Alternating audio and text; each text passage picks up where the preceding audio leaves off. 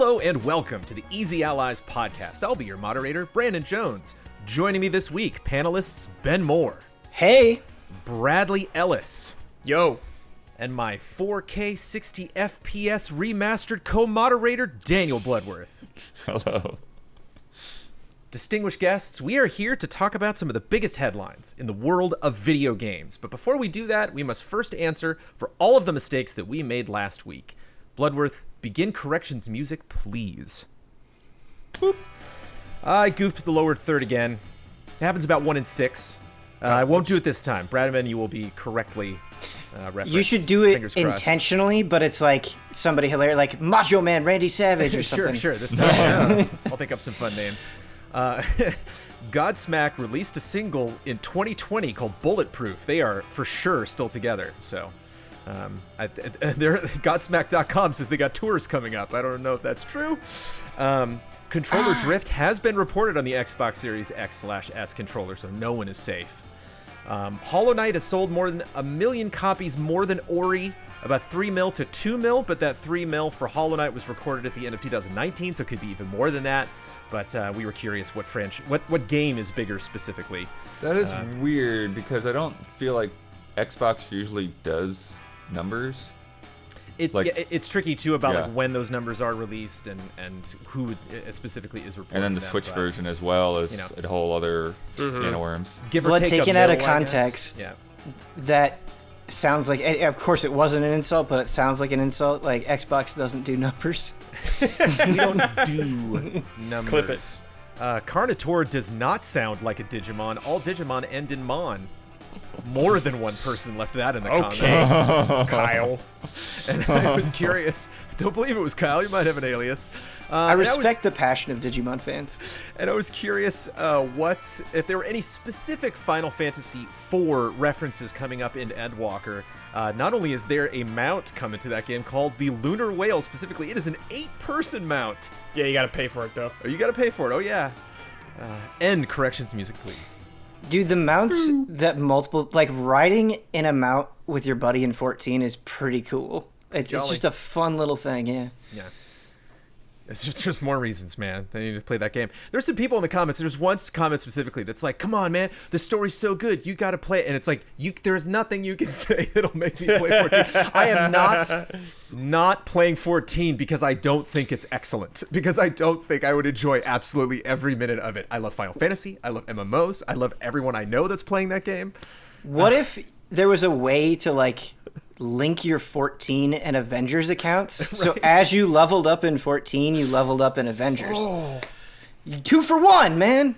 Hey, you brought up Avengers. I didn't. Otherwise, I wasn't going to drop this little pearl. Damn it, man. No. I've opened the gates. Drop this little pearl this week. Platinumed it. Feels good. Oh.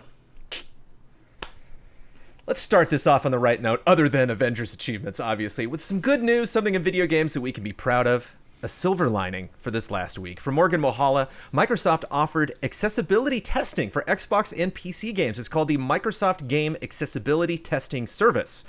Costs money, it's not free, but Microsoft is continuing to implement improvements and set standards to help those who have difficulties playing video games. Senior Gaming Accessibility Program Director at Xbox, Brandon Sahan, said, quote, as game accessibility is much easier to implement early in a game's development, we encourage game developers to submit as soon as they have a representative build that incorporates core UI and game experiences. That said, developers who already have released their products and are keeping them fresh with new updates and content may also find this testing valuable, as often there are relatively small tweaks or feature additions that can be made as part of a content update that will provide benefits for gamers with disabilities and others who take advantage of accessibility features. Xbox has definitely been on the forefront of this. Not to be a pessimist, I just wonder, do we see something are we going to hear more about this in the future? Do we see that Xbox is going to commit to this as the years go on, or is this something that they want to make headlines on because it's something we are especially talking about last year and this year? I mean, they've been doing it for a few years now with the adaptive controller and everything. Yeah, I think that we'll continue whenever they have something that's worth mentioning. We'll continue hearing from them. And yep, I agree. Last of Us had a lot of talk last year about accessibility features, and Celeste has had a lot of talk about its accessibility features. So Last of Us. Yeah, I agree. We're talking Xbox here. They've They've been talking about it for a while, so yeah, Blood is right, I think. Yeah, as long as, hey, if this might not be the best reason to implement accessibility, but as long as they got that game award, it's like, gotta get that award. Wonder if anybody's gonna be creating that stuff to specifically get that award. Yesterday, right before an Easy Allies podcast and right after a friend code, Nintendo had their first Direct in a very long time. And everyone loved it. Everyone was very, very happy with it. Everyone was super pleased. Nothing but happy vibes. I'm going to go out on a limb and say that it was fine. I thought the Direct was okay. Yeah, I think there's a it's lot fine. of things that was not mentioned. No Metroid Prime 4, no Breath of the Wild 2, no Shin Megami Tensei 5, no Pikmin 4. There's a lot of... Bayonetta 3. There's no Bayonetta 3. There's a lot, and it's funny because it's not Thank you, like Brad. it's one thing. Yes, it's one Gotcha. thing if these things are like rumors, if they're things that like we know. Obviously, this franchise is gonna get a sequel. These are all things Nintendo has like told us about, like released trailers for, and then decided just to get a little bit quiet. We did get at least 9 big things that I do want to talk about. I want to start with what they decided to end the Direct with. Something that I think Bloodworth probably has more experience with than the rest of our Easy Allyship. I've played a good bit of Splatoon, but I don't think it is unfair to say that Blood has the most experience for sure. Splatoon 3 announced coming in 2022. We're going to the Splatlands. And we have you got a little buddy too, which they're not really talking about in like the press release, but They haven't really talked about much at all, except for they mentioned the Splatlands, and you saw some of that and some new weapons and things. But there's still a lot we do not know about what this game actually is going to be, which I think is the main reason I was like not that hyped on what I saw, even though it does look good. I have seen some other people out there being like, "Hey."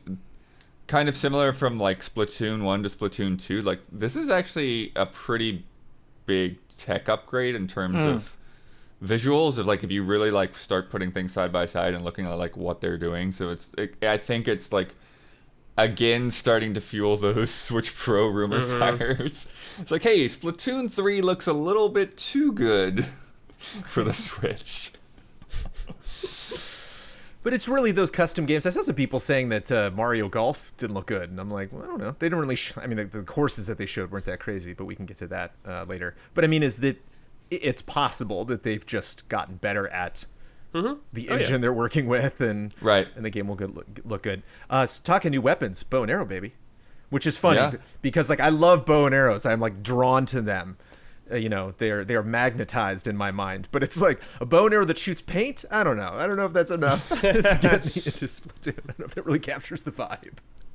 But it all depends on like exactly like how those effects work, right? Like, does it just shoot a straight line? Does it like create like an explosion at the end? Like, what exactly? How does that work? Because the one thing that like surprised me was just how great like the buckets felt. It's like it's a shorter range, but man, like you can really do some damage with that thing. Yeah, I think that's what makes Splatoon 3 kind of in an awkward spot, where just seeing that it exists is exciting, but I agree with you, Blood. Like, actually getting your hands on those weapons is where it becomes exciting.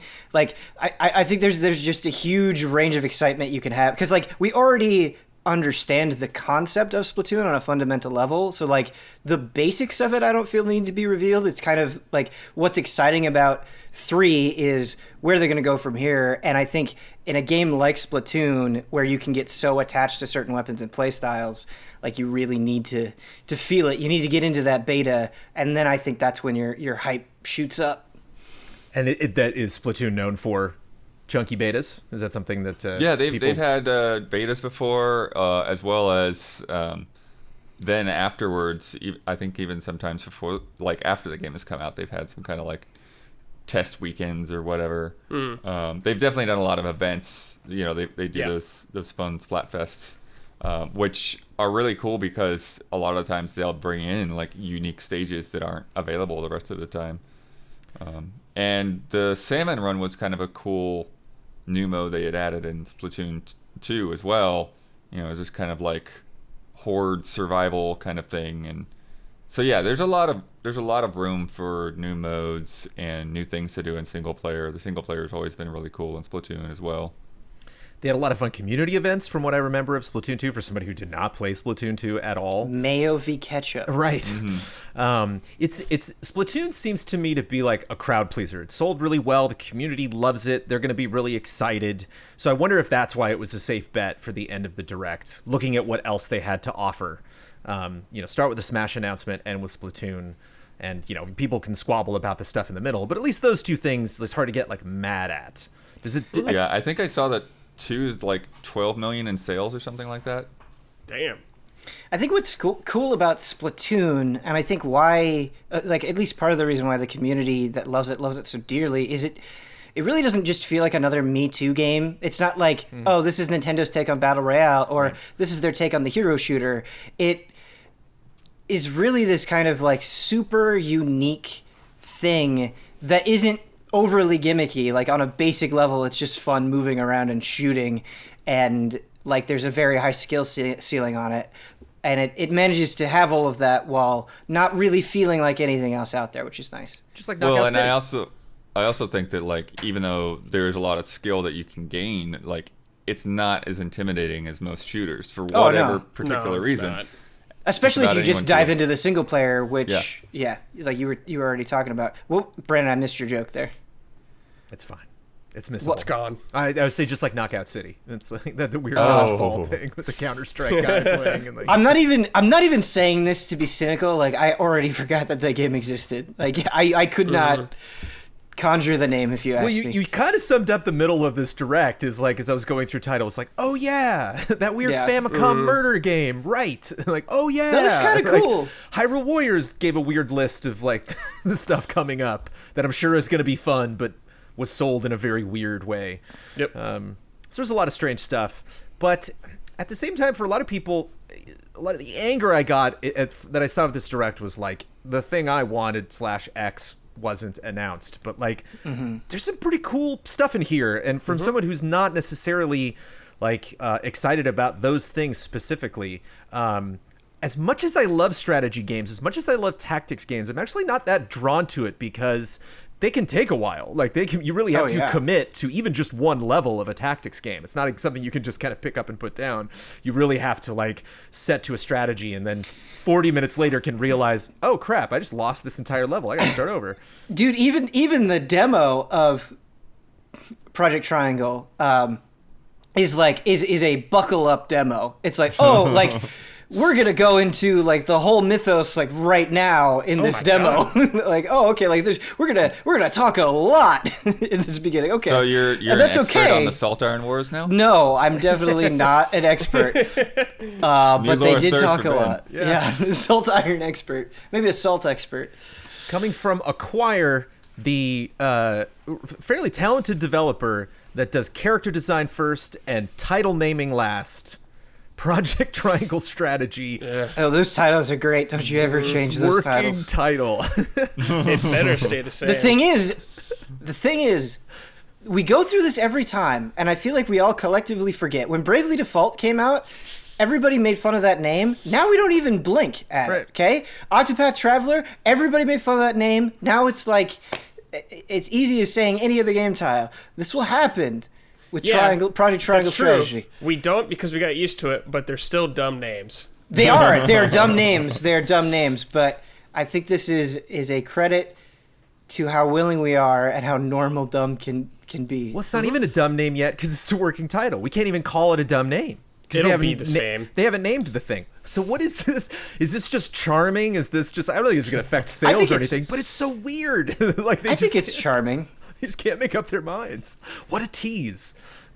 I think it's charming in a way where it feels almost out of touch, but I'm into it because it's so dumb. I'm yeah. Can we go backwards? Stay with that. Can we get Project Easy Allies? Yeah. Yeah. The Easy Allies podcast working title. It doesn't feel like it was designed by a boardroom. You know what I mean? No, it wasn't. There's something unassumingly unafraid of Project Triangle Strategy. He's like, what is this game about? Triangle I don't know, strategy. man. I feel like boardroom in a way, but because it's I just imagine somebody just makes a bunch of lists of words. Yeah. On a whiteboard, and then they're just like, okay, that one and that one. Yeah, but that's the kind of boardroom that I want to be a part of. You know, like, It was like they're South going out Park drinking said- afterward. Yeah, South Park said it's They're how, like drinking in Family the Guy boardroom. What do you episodes are done. Isn't it like a dolphin or something with balloons? Like that's how Yeah, it's Family the Guy episodes are manatees. written. Manatees. Samuel Hall on Patreon wants to know what we would call it. I'd call it triangle strategy. Like that's the thing. Like, you're fine. Like I don't think You can't do better than the best. Yeah, you specialize in weird titles. Like embrace it. You know, like the working title suggests some kind of fear or uncertainty, and it's like just charge into battle with your wacky names. I would like more titles in the vein of 358/2. Like if we can get Okay. More of that going. Yeah, more of that going. That would be good. Throw some numbers in there. Throw some numbers in there. Yeah. 786. As long as Like- we avoid the semicolons. Or I love it when like Japanese games, just some of the words that they choose, like Project Triangle Strategy, like Omega or something. That's Right. always Yeah. good. That's always good to throw in there. That's the second version Yeah. of the game Right. release. I might put your knowledge of those to the tests later in this. That's the later in this Steam version, podcast, Ben. Keep that in mind. Okay. Ben, I played the demo. I would love to say I played the demo. I watched the demo for about 5 minutes before I went to bed last night, and it was like, okay, this plot seems cool. Maybe I'll boot this up again later. Yeah. But you checked it out and you dug the combat. What did you think of the demo? Yeah, it was interesting because there's a lot of story up front, and I just did the first battle, but I stopped after the first battle because I actually liked that first battle so much where I was like, okay, I don't want to see any more. Like, I don't want to get invested in this story, and I don't want to get too involved with the combat because I was actually really impressed with that first battle, and like I think I'm good. Like I don't want to Sold. don't want to do that again. Yeah, so I was sold, and I really, again, it's one battle, right? So you have to take these impressions with a huge grain of salt. But I was really, really impressed. I like strategy RPGs, and this is like clearly drawing inspiration from well-known titles, I feel like, but it was so cool having everybody be a distinct job and feeling like you have all of these puzzle pieces on the board and you need to just constantly be combining them together, both with like what those classes can do, whether it's supporting others or, getting the aggro of enemies or whatever it is, or like just combining them like literally on the board, like being like, okay, I want this guy to go behind this guy, and then this guy is going to come up and he's going to initiate the attack, and then the guy that's behind him is going to do a combo. And so like I feel like there's so much room there to be rewarded for constantly doing that stuff and get better at it over time. It was just really, really, really fun. Like immediately satisfying. And I think the other thing about it that is nice is even in my description, like it's not overwhelming. Like I got into that first battle and I was like, okay, everybody's a different class. Like I'm not going to get a handle on these abilities, but it was all very intuitive and I think very well presented and easy to understand. It's funny, before we went live for our reactions, Ian Hank was like, please, tactics on Switch. And it's like, well, Kind Yeah, of. close you as had you're a gonna better get direct now. than most. Like that worked out actually pretty well for you. So I expect him to check this out.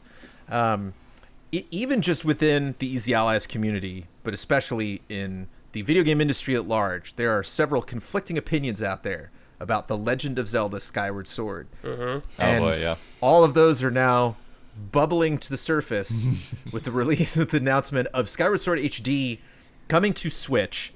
I have some feelings on this. Which, Blood, you said, quote, it's the next one. I think you said that on Twitter. You were like, It is, it's the yeah. next one. Sorry, there's like huge mystery behind why they're doing this. Like we might get Wind Waker again, but they're going down the line. The salt around this. I mean, there's regular video game salt, but this is the kind of salt where like somebody on Twitter will be like, look, I understand if you don't like this game. I'm just happy to get it. I just want people to check it out. I just think it's fun, and it's a cool thing, like to be getting on Switch. And then like one of their dearest friends on social media will reply like, "Nah, dude, it sucks." It's like there's people you can't get people to change their opinions about this. Whew. This Zelda game I totally skipped. If I had never touched this game, so. And neither side is selling it for me. I got to be honest. It's Right. good, Jones. Don't skip Selling it, man. me I'm for telling or you. against it. I am definitely on the camp of the motion controls are not my problem. I really actually enjoy the motion controls, and am curious to see how they will feel on the Switch with the Joy-Cons. I think one of the concerns that we expressed yesterday is just like, are the Joy-Cons just going to feel too small? Like, is it is it going to be awkward to hold those things for the long periods of time that you need? Yeah, I guess for me, just some of the pacing, like they lean in the story direction like a bit too heavily up front. Yeah. And then like some of the kind of like repeated battles with Demise, I remember like not being that big of a fan of. Yes. And something that somebody pointed out, like, they better fix this freaking crap. Remember, like, every time you would come back to the game, you would get the notice of the thing pop up, like, description? Yes. Yes. I think all of those things are super true and extremely fair criticisms. Just a real quick comment on the controls, and I could be wrong about this. I haven't used the analog controls yet, but my hope and my suspicion is that this is a game that I don't like motion controls generally, but I really like Skyward Sword, and I thought for the most part the motion controls were done very well. I bet I'll like it even more using the analog stick. I think Skyward Sword is a game that has legit issues and legit criticisms, but I think people over-magnify those issues and at the expense of bringing up all of the good things that it does. Like I do think there are some like frustrating behind the times elements, like with the notifications. Not even behind the time, just like a weird Nintendo thing. But I don't think those things eclipse the creativity that a lot of that game represents. Both like it just in terms of general combat, like the way that you fight enemies and you kind of have to break them down and how they're more defensive and getting around that stuff, and just how excellent some of those dungeons are. Like, yeah, man, they are delicious. Yeah, man, dungeons in that game are great. I love the motion controls in that game. Yeah, I think that's one thing that I liked. When I think finally back, I think they work so well. Like when this new version comes out, I'm gonna play with motion controls again. Because, like, that feels like the definitive creator's intent way to play this game. Yeah. And I think it's built around it really well.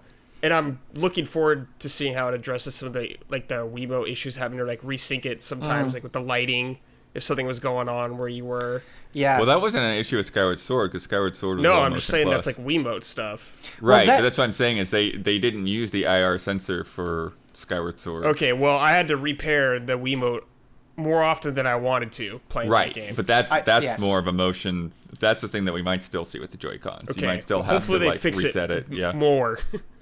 Also, 60 frames, baby.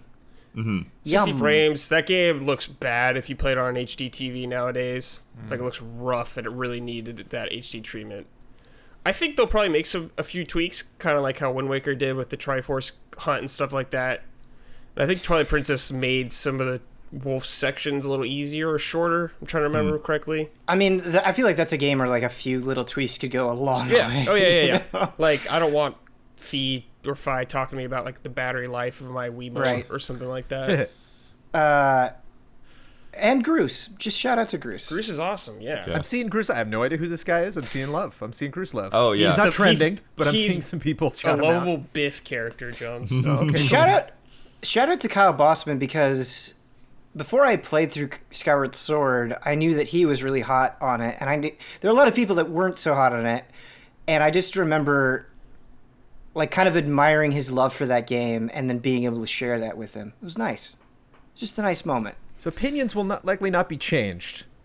I think they will. Yeah. I think opinions they will. can be changed. I think opinions. Okay. I mean, not everybody, right? Like, Twitter rewards having hot takes, right? So the hot takes are still going to come. Of course. But I think deep down, some opinions might be changed. Yeah. Sounds like Brad and Ben are sold. Blood, you going to replay the sucker on Switch? I want to. Yeah. I mean, it's always, I always want to play 100 more games than I actually get to play. But yeah, it's one of those games that I haven't gone back to. Like, I think, like this and like Metroid Prime 3. Like, I've never like done like a second playthrough on. So like, okay, right.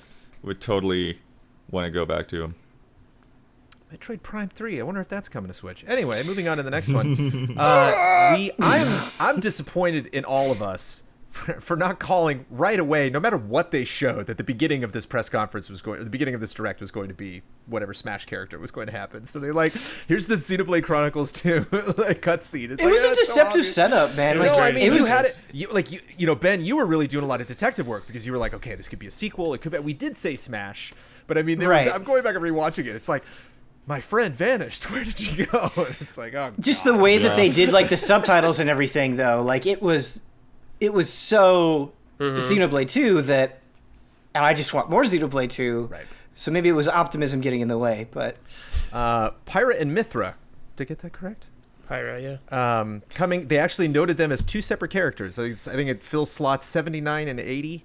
Coming to Smash Brothers Ultimate. But technically one character. She can switch back and forth between the two, and as well as obviously maps and all the other, all the other stuff that's coming to that. I don't have a lot of details, but the one thing that I did notice, because I probably will not, this will not be my main, but I'm noticing people aren't really, not necessarily calling these characters, but people were really agitated with this one. They were kind of mad at the direct in general, but I didn't see a lot of frustration. Nah, people are mad. They're mad.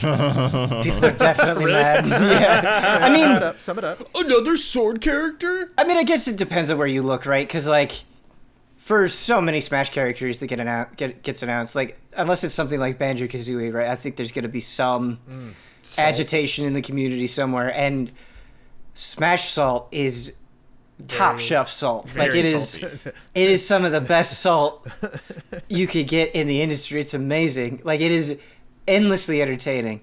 But yeah, I mean, some people were happy, some people weren't. Some people really hate Xenoblade 2. Some people are like, oh, another anime sword fighter. Right. You know, the cycle of life continues. Sure.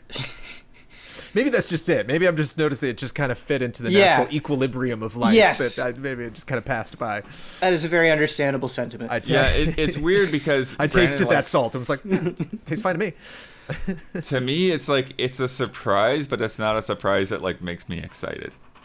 It's like, oh, okay, you know, I wouldn't have guessed that.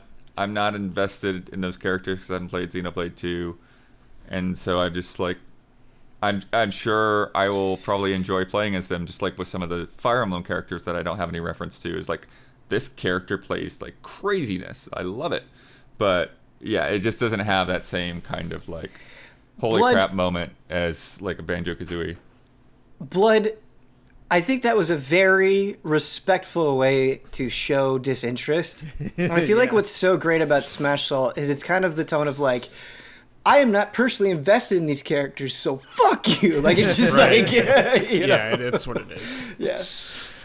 I love seeing like almost every other Smash character get completely owned every time they introduce a new character. Oh, it's sure. like, you'll see them and then it's like, hey, just give it 4 months and then all of a sudden they will just completely, their shoes will be untied, you know, like they just won't know, like when they're left from their right. You know, it's so fun to see that, like in the montage every single time. Nothing will beat Mario and Sephiroth, though.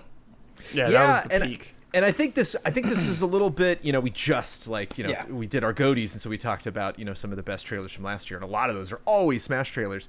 And this one wasn't as exciting as some of the other ones, but like I do like that it was different in that it really sold us that it was another game, you know, like usually the moment we see whatever game that was, we realize, okay.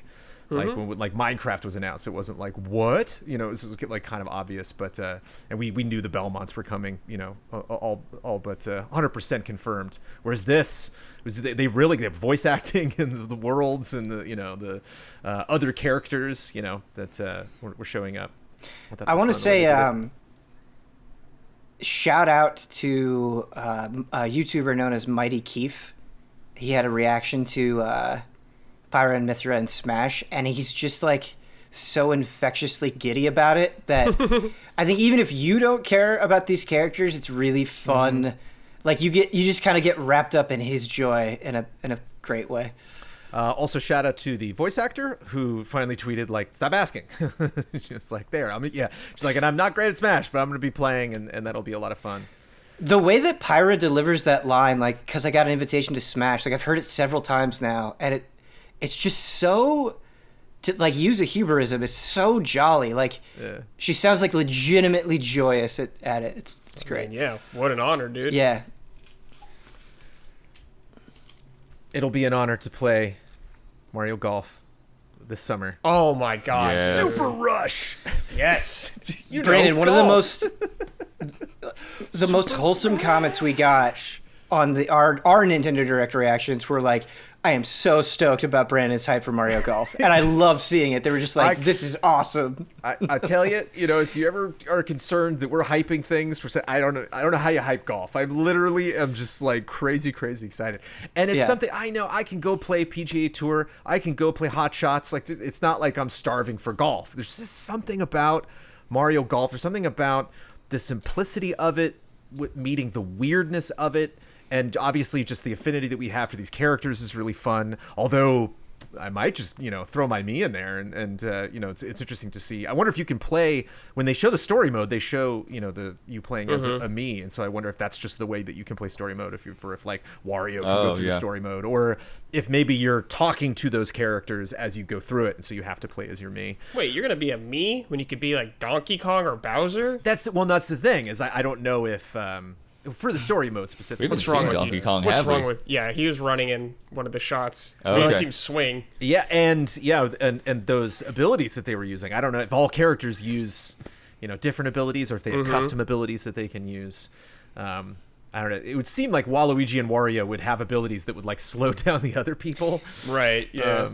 Apparently, on like the website description for the game, King Babam is a playable character. Whoa. Which is kind of cool. That is cool. I could totally see like in a Smash Brothers-esque kind of Wario fart cloud slowing other people down. Right? Yeah, or just or giving them a obscuring boost. like you can't see.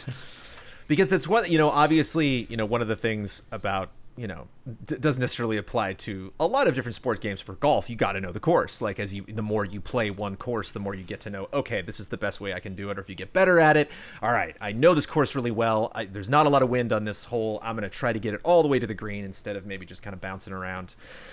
Whereas now, the platforming's involved. Now it's like, I got to know the course because I'm going to be barreling across this thing, at least for this one mode, which is where the Super Rush comes into play. Did a bit of research. Curious if you know the top-selling sports game on the Switch. The top-selling, not obviously sports game with all of the Electronic Arts and whatnots, but the Mario universe. What the top-selling sports game is. Do you count Mario Kart? No.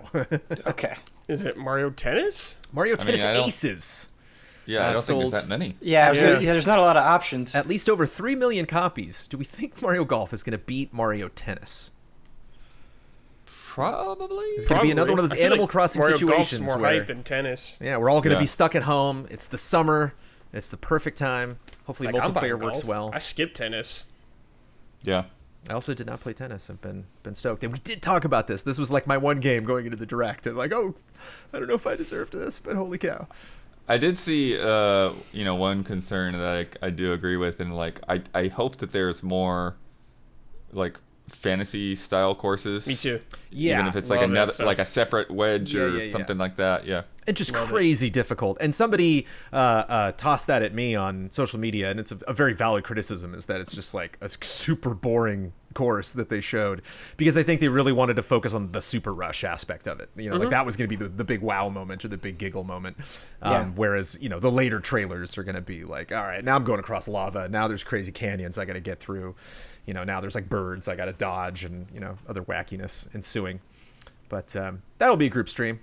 Hell yeah. And as revealed, That'll be a group streams. as revealed in our reactions, I'm stealing that review away from Michael Damiani. Feels good. What's funny is you say it that way, and during the direct, you were like, Damiani, can I have this? He's like, Jones, I didn't even want this to begin with. It's Nintendo, so we're always sued Damian. He's going to snag it. Saga Frontier and Legend of Mana are both getting remastered. Cool. Which is pretty cool. It's just one of those things where everybody was like, lousy direct. And it's like, I'm not going to play either of these games. And I think that's cool. I feel like I've heard so many good things about Legend of Mana that it is something that I'm missing out on, and it's nice to have this convenient way to check it out. It looks gorgeous. Keep Like them it coming. really looks great. New remaking character those coming to games. Saga, a really fun art style coming to Legend of Mana, and I think that's something that can kind of sour remakes or remasters where it's like, oh, it's neat that other people and including myself will get a chance to play this for the first time or again, but what did they do? That this is maybe not the way I would have done it. Mm-hmm. Where to have both of these, I think look pretty good coming out of that direct. I thought it was neat. Yeah, I don't have experience with either one of them, but it's interesting that like they progressively have been going through the Mana series, and then Brad, you got to check out a little bit of those Saga games that they re-released on Switch at the end of the year. So it's cool that they're revisiting that stuff, and I'm curious how deep and how far they'll go into it, because like we don't get too much further after Legend of Mana that the reputation starts to go downhill with the Right. series. Yeah. Oh.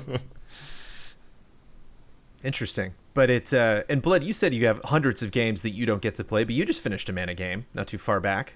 Are you gonna make time for Legend? Yeah, I think so. I think it'd be a cool one to check out.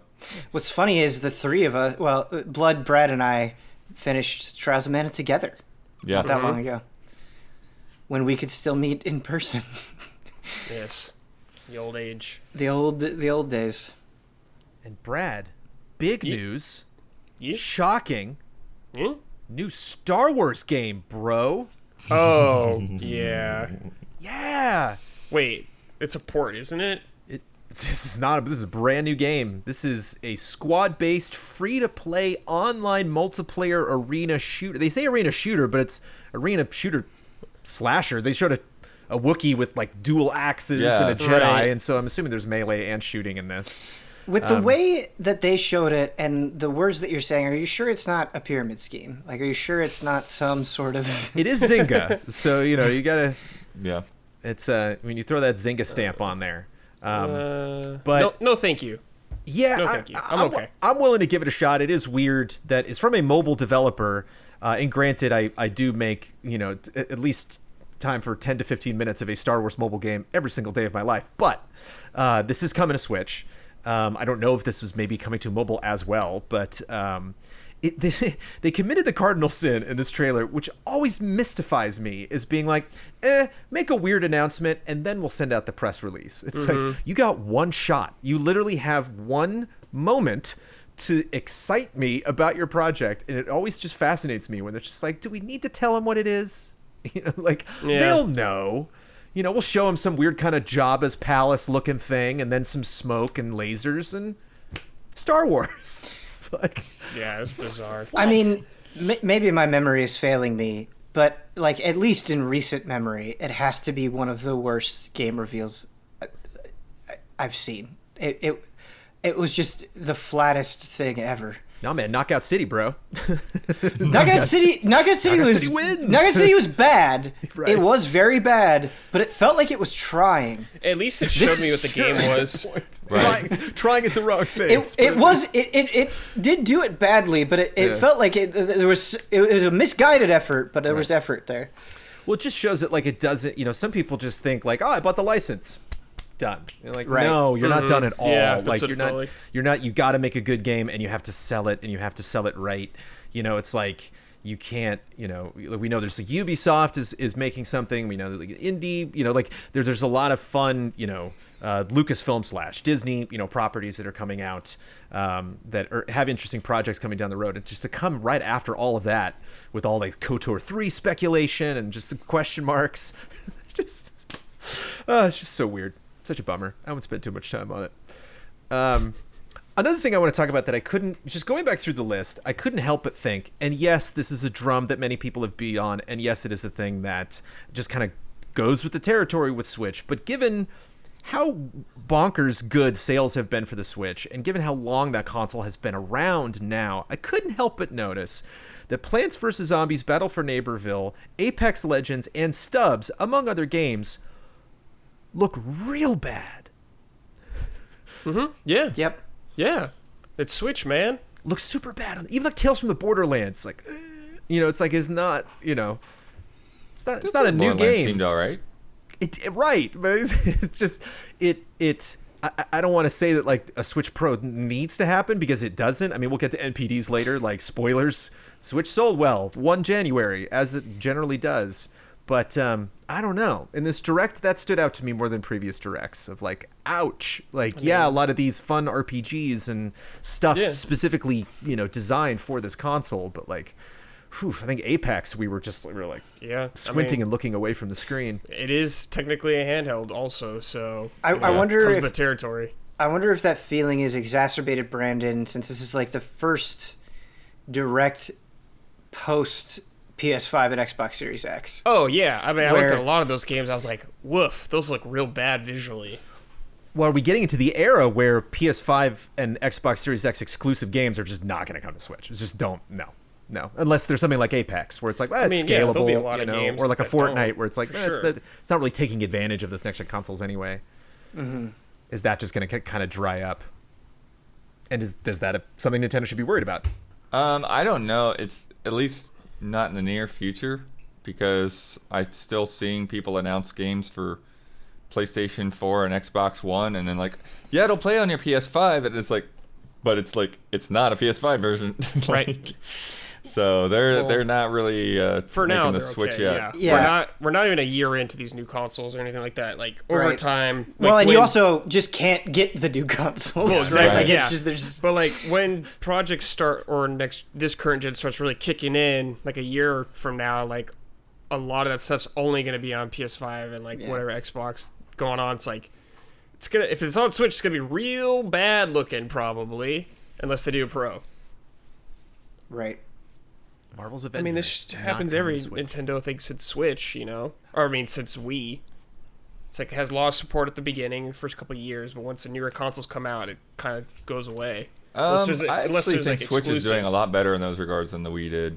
Well, of course it is, but I'm saying, like, there's a lot more in general. Yeah, it helps with like a lot of the indie games, especially. But if you're starting to get like the AAA space, I guess it's gonna be even worse. I just feel like there's a lot more third-party support that's continuing. There's a lot more like success with indie games. Like Among Us has been like top of the Switch charts for. But that's what I'm saying. Weeks. I'm not comparing to games like that. I'm talking to like bigger games. Right. I do think, kind of just like bouncing off this conversation, I wonder if like that's where kind of some of the disappointment with the Direct lies. And I do think there were cool things that were announced, some of which we've talked about. But if people always talk about how long it's been since a full Direct, and now we are post new consoles. I think everybody kind of wanted this to be a moment where like they were like, oh my god, like this is definitely something I could only get on Switch. Something of the caliber of seeing Breath of the Wild 2 or your Bayonetta 3 or whatever. There's many things that you could put in this slot, but I just think it was missing that like rallying cry in a way. Yeah, I think it was very port heavy. Yeah, it not touching on a lot of the stuff that's been announced for so long. We haven't seen really a lot of. That's what like really I think hurt it for a lot of people. Is Nintendo stock? But I mean, down? it's like if you see something on. That's the thing though. What Ben was saying is like if you see something, Outer Wilds. Excellent game. I played it. I love it. I played it. Right. I'm not gonna pick it up on Switch. Like I don't have any reason to. So it's just sort of like I played it a while great ago. for everybody that hasn't had the chance to play it yet. But otherwise, it's not that exciting. Right, and like Apex Legends is such an interesting thing because, like, definitely there are people that only have a Switch, and it's cool that they get to experience that game. But I think for a sizable number of people, it's like that's a free game that's available on multiple other platforms. Yeah. So it's not like it's this huge investment if you have one of those other platforms. Just to rattle off some other names for people that didn't check it out and would like the update. They also talked about Monster Hunter Rise. Did they even need to? That's Ben? cool. Did they even need to? Would it have felt weird if there was no Rise in this Direct? A little bit, yeah. Have you been A little concerned? bit. A little bit, just because talking about that rallying cry, like the response that the demo had and the momentum that game has been getting, not only coming after World, but I think just the hype that game itself is generating. of course, I'm biased when I say this, but it feels like the big thing for Nintendo. There's no question. In the next couple of It months. is. There's no question. Yeah. without a doubt. We know that now definitively. So I don't know why you wouldn't flaunt that, I guess. Metopia is coming back. That'll be interesting to see if anybody's going to stream that or how well that's going to do on social. Knockout City, we've made fun of plenty. Fall Guys is coming to Switch. DC Superhero Girls. Famicom Detective Club. Boy, are those two separate games. It's like one has... anyway. Outer Wilds, we talked about. Samurai Warriors 5, which has a very distinctive Switch-looking style. World's End Club. Animal Crossing New Horizons is getting some Mario content. Interesting note about World's End Club that I didn't realize, or I knew and forgot, or something happened. But someone mentioned to me that part of that game is already out on Apple Arcade, and it's not the full version of that game. Weird. And so I wonder, because I really... anything in the ecosystem of Danganronpa I'm intrigued by, and it's like, well, do I play the unfinished version on a platform I don't prefer, or do I just wait for the full thing? And just saying that out loud, it's like, just wait for the full thing. Ghosts and Goblins Resurrection got a little bit of screen time. Capcom Arcade Stadium, which we've known a little bit about. No More Heroes 3 I thought showed well. There's a lot of really wacky stuff. Again, this is something I probably won't make time for, but like just something we were saying, like definitely, singing its own tune. That for game, the fans. like a game is not copying anything from. I mean, it is in its own way, but really just its own special sauce. I'm kind of two minds about No More Heroes 3 because I do think it showed well, and what they showed was exciting. It felt very, very short for a game that we've been anticipating for so long. Right. And that I do think a lot of people are looking forward to. At the same time, though, I believe I said this in Direct as well. It's like, man, you want to go into No More Heroes 3 knowing as little as possible. Right. So it's like, that game is in a tough position, I think. Yep. That was definitely a game. No, discredit to the game whatsoever, but I was like, oh, this looks like a Wii game. Does not look good. But I'm sure it'll be awesome. I don't think it's never really been like a performance. No, it has not. It's never been like a. It definitely has a cool. It has a cool style and a really cool vibe that I really like. But visually, Neon White, new game from Ben Esposito, which is just another thing that made me a little sad with people downplaying this Direct. And I was like, oh, that was kind of cool, and that was the announcement of maybe a dev because a lot of it's like some fun stuff. They're ports, or they're going to be on other systems. Sure. What was weird about Neon White is I think it looks so cool, and it's such a creative idea, but it was weird watching that trailer feeling like I am already overwhelmed and slightly intimidated by this thing. It just seems like a lot. Well, immediately. I just thought of I want a mouse and keyboard to play this game. Sure. Right. I can see that. We saw a little bit more of Bravely Default 2. Talking about Tales from the Borderlands already. Hades is getting a physical release. That's pretty tempting. And while Ninja Gaiden Master Collection looks cool, we're not getting it for 4 more months.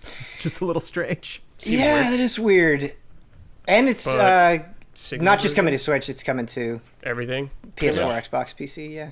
Cool. Before we start talking about Nintendo, this also happened this week, and I think it is relevant as long as we are talking about the big N. Shintaro Furukawa, president of Nintendo, told Nikkei, quote, "We are not just blindly acquiring companies because we want development resources. We don't think that simply expanding the scale of our business will really improve the value of the entertainment that Nintendo provides." He went on, generally to talk about more of what they are doing, and of course this is following the acquisition of the Luigi's Mansion 3 developer, which they, since Monolith, they don't typically do that much. Reminds me of before Red Dead Redemption 2 came out, where Rockstar put any developer that they could possibly work with. Everybody's working on this. And there are so many properties at Nintendo that so many people were expecting. And just Furukawa's attitude in this just kind of suggested to me, we're fine. It doesn't really... Oh, they're fine. Look, whatever schedule Metroid Prime 4 is on, however long Pikmin 4 is going to take, they're not upset. Do we think Nintendo is looking at the discourse around this Direct and they're like, ooh, or uh-oh? Oh, or no. is it just no? No. Yeah, okay. No, I think they're fine. Does not bother them whatsoever. Because they know what else they have coming. Yep. That's the thing. That's true. Regardless of what the public opinion of Nintendo is, most of the time it feels like Nintendo they could have actually crushed it or bombed horribly. But like as soon as the video ends, it's almost like you can see them going like nailed it. Yeah. Like they just kind of give off that vibe. Like no matter what. It reminds me of that like infamous Nas race in the first Fast and Furious movie, where like the guy just kind of falls behind in the race and then and it just coasts past him. And so they just know, like the Breath of the Wild 2, they're like, it just doesn't. Whenever we want, whenever we can literally just pick the quarter, and it's like, and we won. But I think in this situation, like during the Wii U era, they would do something dumb and it would be frustrating because it's like, come on, like you could do so much better than this. Whereas here, it feels a little bit different because it's like, okay, well, this is maybe a little disappointing, or like not everybody's happy with this, but you're doing really well. So it's like hard to knock you too much, I feel like. Yeah, it's like when you see, not only Mario Kart, selling so well years and years after it came out, but like Breath of the Wild selling, better than pretty much all the other Zelda games put together. And, Animal Crossing just destroying records. And even when we talk about like Splatoon 2, like doing so well and being a relatively new IP for Nintendo. And then like stuff like Octopath Traveler and Bravely Default 2 and, Triangle Strategy. It's like, I don't exactly understand that relationship between them and Square Enix, but like, on some level they are publishing those games, and so it's very interesting to see. I'm curious, like how much money is Nintendo putting into that development? How much are they making this happen? And it's like, essentially like treating that team at Square Enix like one of their teams. Yeah, it's funny because on a personal level, there's definitely things that weren't in the Direct that I wish were there.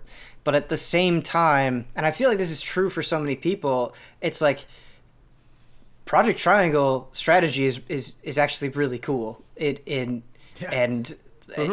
a cool niche genre being exposed at this level that everybody can just go and try out now with this demo. Like that's pretty neat. Like also, I'm desperately looking forward to Monster Hunter Rise. Also, I'm extremely excited for No More Heroes 3. Bravely Default 2.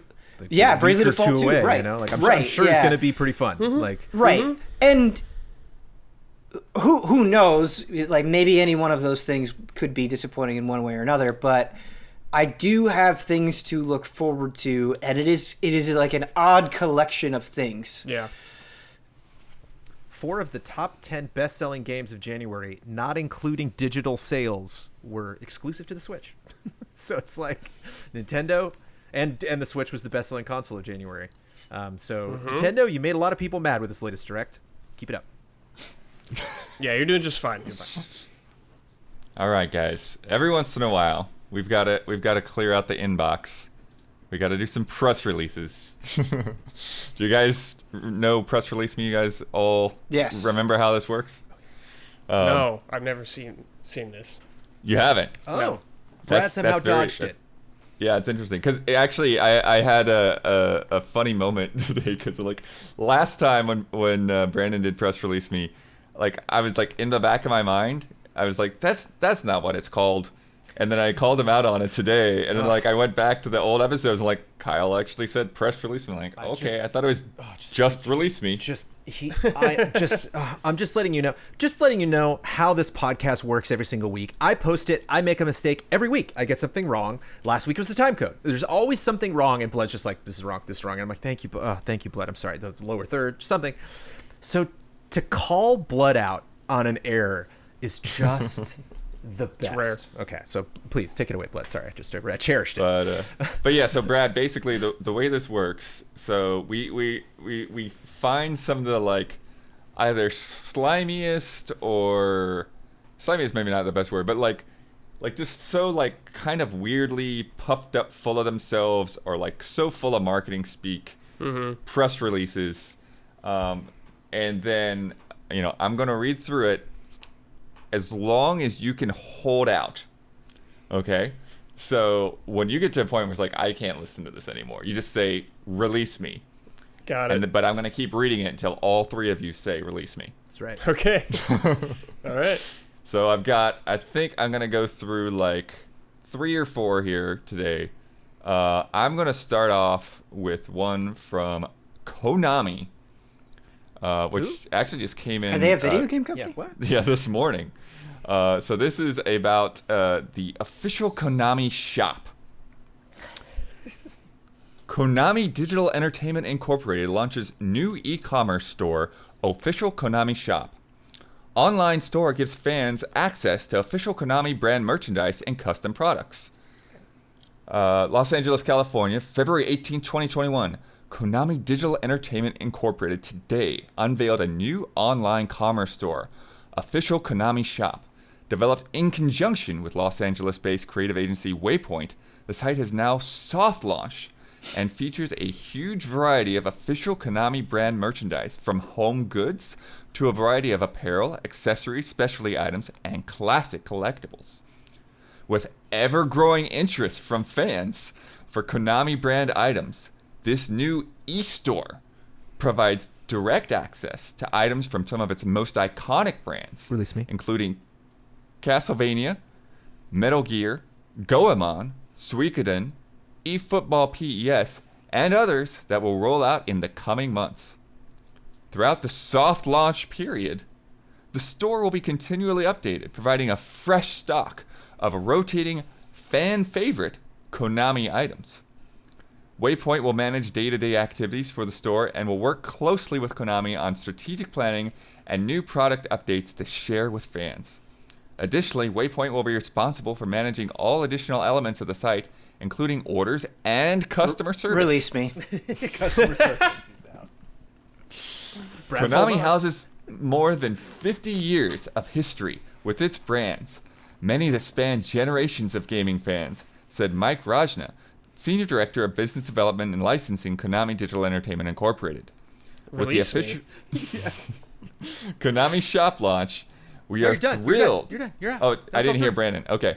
Oh, I Brandon was was the first to first. go. I When did you go out, I Brandon? bailed on growing popularity. That was mine. They have Suikoden merchandise though. You're gonna check that out. Yeah, Brad would say, just give. I'll wait until you list them. Just let me. I want you to Yeah. say the words Castlevania. Right. Yeah, that increasing popularity. Oh my gosh. Okay. All right. Next one. E-commerce. This was from February 9th. Crash Bandicoot 4. It's about time for immediate release. Crash Bandicoot makes his way forward to next-gen consoles, Switch and PC in 2021. Activision to celebrate an unforgettable 25th Release me. anniversary all year long. Santa Monica, California, February 9, 2021. He's made you spin, jump, and whump for 25 me. years. And this year, our beloved Orange Marsupial is celebrating in style. To kick off his silver anniversary on March 12th, the true sequel to the classic Crash Bandicoot trilogy from the 90s and the first original entry in the Crash franchise in more than 10 years, Crash Bandicoot 4 It's About Time will launch on PlayStation 5, Xbox Series XS, and Nintendo Switch. The game will also launch on PC via Battle.net later this year. Fans are smitten with the biggest Crash game ever, so whether it's their first playthrough or their 100th, there's no better time to experience massive levels, badder bosses, and more gameplay. Release me. More gameplay. No, it was batter bosses. Oh, okay. Did they really have to say their 100th playthrough? Like, Yeah. that doesn't problem? seem. What, you does haven't it played seem- Crash Bandicoot hundreds of times? I mean, yes, but I haven't done 100 playthrough. I mean, What's it's wrong with possible. Of Crash 4, I mean, it came out not that long ago. It's not like No excuse. no excuse. 100 playthroughs, dude. Let's go. All right. I've got 2 more. The last one I really want you to get to, but I'm really curious how long you guys are going to make it through this one. And this one I actually got a few weeks ago, but I had to hang on to it. Artificial intelligence platform Ludo revolutionizes game creation. Release me. Release me. Release me. Ridiculous. Okay, Brandon still with us? Go on. Yeah, he's saying. Okay. Yeah, he's there. Ludo AI, available now in open beta, gives developers access to the world's first AI platform for games concept creation, accelerating and democratizing games Release creation. me. No, you're done. Get out of here. I didn't even get past the subheader. That's hilarious. Yeah, ridiculous. All AI, right, and our who doesn't finale. love some good AI. And I hope you get into this one a little bit because like there's a point where like I imagine everyone will be out, but I just don't know if you'll get there. Stubbs the Zombie announces his return to gaming. Stubbs the Zombie commits a hostile takeover of Spire, eating the brains of the entire company. Punchbowl, Pennsylvania, February 17, 2021. Stubbs the Zombie announced today that his debut game, Stubbs the Zombie and Rebel Without a Pulse, is coming to Xbox One, PlayStation 4, Nintendo Switch, and PC, Steam, and will be available through backwards compatibility on Xbox Series SX and PlayStation 5 on March 16, 2021. When asked whether it was a remake or remaster, Stubbs shouted into the microphone, Stubbs the Zombie in Rebel Without a Pulse is the greatest zombie game of all time. It will remain flawless and unchanged. Today, I announced my return to Aspire as CEO, president, founder, and community manager. Yeah, really smart. Any rumors that I have been... was that somebody? That was me. You're out? You still got two more. Okay. Any rumors that I have eaten brains, especially those at Aspire, are falsehoods, fallacies, and obviously big fat lies, said Stubbs the Zombie, asking to be referred to as Edward Stubblefield. Stubbs the Zombie and Rebel Without a Pulse returns to modern consoles with achievements and modernized controls. Achieve great feats including, that didn't age well, complete the painfully slow Force tutorial. I make a pee-pee. Release me. I was so close there. I'm holding on. Soil the water supply with your finely aged urine. Get lost. We know you did.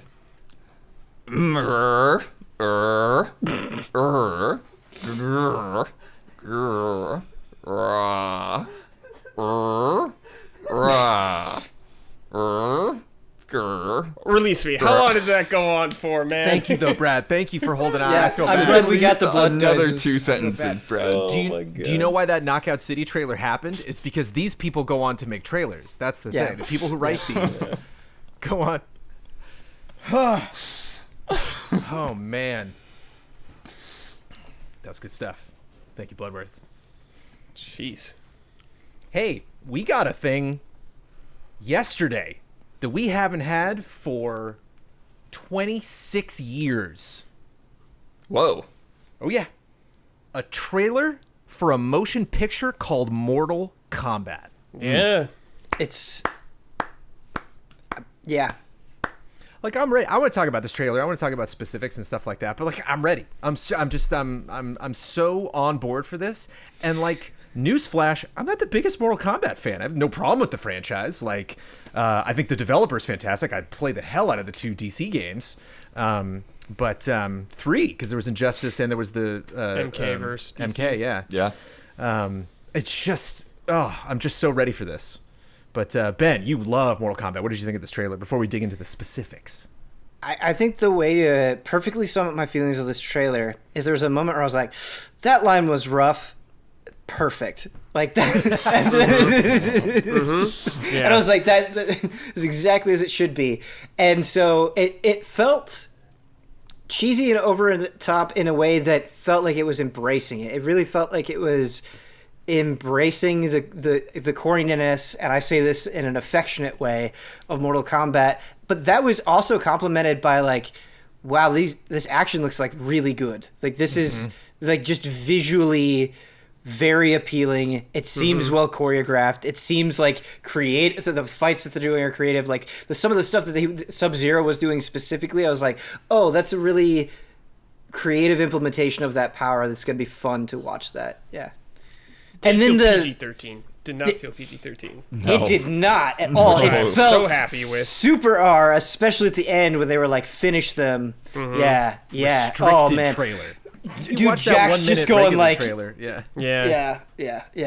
yeah. I liked it. It got me excited. The lore of them having birthmarks with the dragon logo. Yeah, that's hilarious.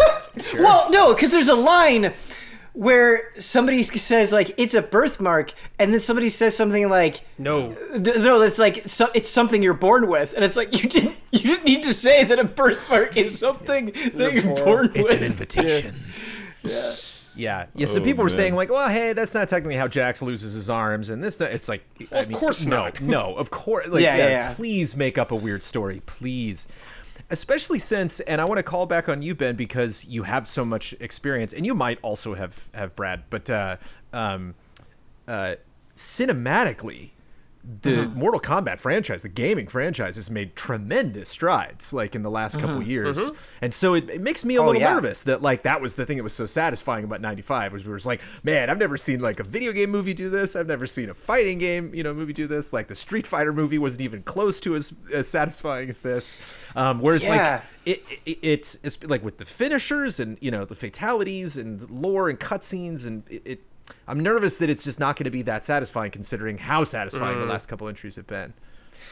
It's funny that you say that, Brandon, because I feel like we're just so starved for good video game adaptations that I feel like when video game movies come up, like Mortal Kombat is definitely one that people throw in there. It's like, yeah, I liked the original Mortal Kombat movie, and so like although Mortal Kombat has made strides to be more cinematic, video game movies haven't really gotten that much better. So it's like it almost needs to play catch up. But not that long ago, they had an animated movie, Scorpion's Revenge, that I really enjoyed a lot and thought it was done super well. And so I don't know. I think Mortal Kombat is just so, like, going back to that phrase, it's just so over the top that just seeing those things happen, like even just Scorpion saying get over here, like it's something I think, especially now coming after like an entire year of a pandemic, where it's like, yes, I want to see that. I want to see that. I need that. I need that junk food in my life right now. Yeah, I think that's the thing is like there's so many just like authentic kind of in the know references to, or like as silly as this all is, like it actually feels like it's being made by people that care about the franchise. Sure. Yes. Yeah, exactly. Yeah, you definitely get that. Would you say that Get Over Here and Finish Him need to be in a Mortal Kombat trailer, especially the first one? Like you have no choice. You got to put that in there. It's do you have to? I guess there's Kano wins also. So there's three moments. It's clearly like boop. I feel like there's different ways you can go, right? Like you can go the like kind of like obvious ham-fisted route where it's like, oh, he said the thing that like everybody knows, but Mortal Kombat now is like so elaborate and diverse that you could also just throw in like really obscure details that people kind of like analyze and make YouTube like WandaVision, right? Like that is what has absolutely happened with WandaVision, where like an episode comes out and somebody's like, listen, if you stop right here, you'll notice that this is a hex which is connected to all of these other hexes. And so I think like the world of Mortal Kombat is so crazy where you could probably lean more that direction as well if you wanted to. Absolutely. Blood, musically, some people were nervous that the 95 film theme, which I keep having to correct because I'm like, as somebody who's not that into Mortal Kombat, I was like, wait, they didn't write that for the movie. That was just like a part of Mortal Kombat or something. It's like, no, that is the movie theme. Yeah. And then has kind of eked its way into the video game franchise and then is now returning. A lot of people say like you have to put that in there, whereas I'm like, well, I don't know. I at the same time, musically, I would want them. I always say that about Batman themes. It's like when Nolan made his new Batman trilogy, I was like, I don't know, new Batman music, or like Man of Steel, I don't know, and like they're always great. I always enjoy new stuff. Can they move away from that theme, or like does it need to be in the end Why credits, would you move away from that theme though? It's so hype. Like, just do something else. I think they can move away from it if they wanted to, but yeah, I mean, I could go either way. It depends on it depends on if the moment fits it. Honestly, right? Like, yeah, that's what it really comes down to. It's like, does this fit into this movie, or does it feel like you're putting it in there just to put it in there? All right, let's go through the cast, baby. We got Sub-Zero, Scorpion, Liu Kang, Sonya Blade, Jax Briggs, Raiden, Shang Tsung, Raiden and Shang Tsung face it off in one shot. Don't see them fight, but we see them staring at each other. Kung Lao, Melina, Reptile, and that Melina shot was amazing, by the way. Yeah. Oh man, it was so good. and a super CG looking Goro. It's like, what do we? You just thought kind of there was weigh. like You're a like, what do we shot want? of Big smoke. puppet Goro, or there's one. It's probably Sub-Zero. There's one shot of Sub-Zero coming out of smoke, but Yeah. I saw some speculation there. But after I read the speculation, I watched the trailer again. I'm like, I don't know, it looks like Sub-Zero, but who knows? We also see Katana's fan in one shot. And there's like, you see little Kokath okay. standing there, her fan's like on a shelf. And we see a statue of Shao Kahn, but we don't know if he's actually in there or possibly has been, existed before this. Maybe will show up in a flashback. We also have Cole Young. It's like the protagonist. He's the main, The new the character. main dude. What do you think about that, Ben? Just this like new guy. You think he's gonna be someone other than a new guy? We'll be like, oh, it was him the whole time. Or it's just like, is it smart to put a new person to basically? I'm seeing a lot of articles saying like it's smart to put somebody in so he's the one that learns about Mortal Kombat, and so we learn about Mortal Kombat at the same time. The statement that I'm about to say is coming from the games, right? I would say Mortal Kombat has a checkered history with introducing new characters. Sometimes they're awesome, and sometimes they're super lame, and no one likes them. So, just taking that experience, I don't know, but using that as a vehicle, right, which is very common in movies, to have somebody like kind of be submersed into this world and learn about it, it's fine. It's not like particularly exciting, right? But he could be cool. I don't know. Yeah. Maybe they just didn't want to do like Liu Kang again or something. If it'd be too similar to the original Maybe movie. he'll end up being like Cyrax. But Liu Kang is awesome. Yeah, Liu Kang's Kang kind of tight. taking a back seat, and if you see the promo, like they're really focusing on Sub-Zero versus V Scorpion. Oh, yeah, of and course. especially Sub-Zero seeing for that, sure, yeah. just the Scorpion origin with the rope. Like, yeah, there's just a lot of cool stuff, and a very lore heavy trailer. I think they very smartly are like, trust me, there are fights. We're just not really we're not gonna get into a lot of that stuff because even Oh in man, the I don't know. I games- thought some of the fight stuff they showed was juicy. Yes. I was for a restricted trailer. I was a little surprised. There was like lots of cutaways, and I was like, oh, it wasn't until like the F-bomb at the end. I was like, this is the restricted trailer. Brendan, that is an interesting point, and I could see how you would walk away from it thinking that, but I actually think that that's the smarter call, because the way that they framed the action, especially at the end with like the finish him montage, it made me believe that when we actually see the payoff in the film, it's going to be amazing. So I'm kind of glad that it wasn't like too crazy in the restricted trailer. Yes. No Johnny Cage. It's fine. It's fine. Hey, man, no, is it though? He'll show up, dude, later on. Like, I am seeing people celebrating Johnny the had so representation in this much. film. That it's just like that it's nice that we are focusing on these other characters. Yeah. It's like and if you have having them so be many more characters prominently get messy, featured. man. But like the banter between Johnny and Sonya is so good. but they could be teasing it. I don't know. Yeah, Cole yeah. could end up being Johnny. I see some people guessing at that. Kano's a good guy. Which is- he's Well, being I like- mean, I guess for now. yeah, he's gonna. No, he's not. Yeah. They're like, oh, and he doesn't have his little metal thing. Wink. I mean, like, I can imagine that moment. Somebody literally just rips his face off, and that's underneath. Yeah. And it's interesting because Johnny Cage is kind of the comedic relief, not only in the Mortal Kombat games, but certainly in the 95 film. So it looks like maybe Kano's kind of replacing. It's not many characters have a sense of humor in that world. So it's gonna be interesting to see how much Kano can hold that. Maybe Jax and Sonya will throw some jokes at each other. I feel like the way that some of the lines landed in this trailer, it felt like the comedic relief will be like inherent in a way. Yeah. I am so very excited. That's about all I have to say. Yeah, that'll be fun. That's a fun trailer. So When is Kong vs. Godzilla out? Is that March? I don't I know. don't know. cue correction. I should know Somebody this. look that up as we move along. Ben, I'm also going to need another hype check Okay.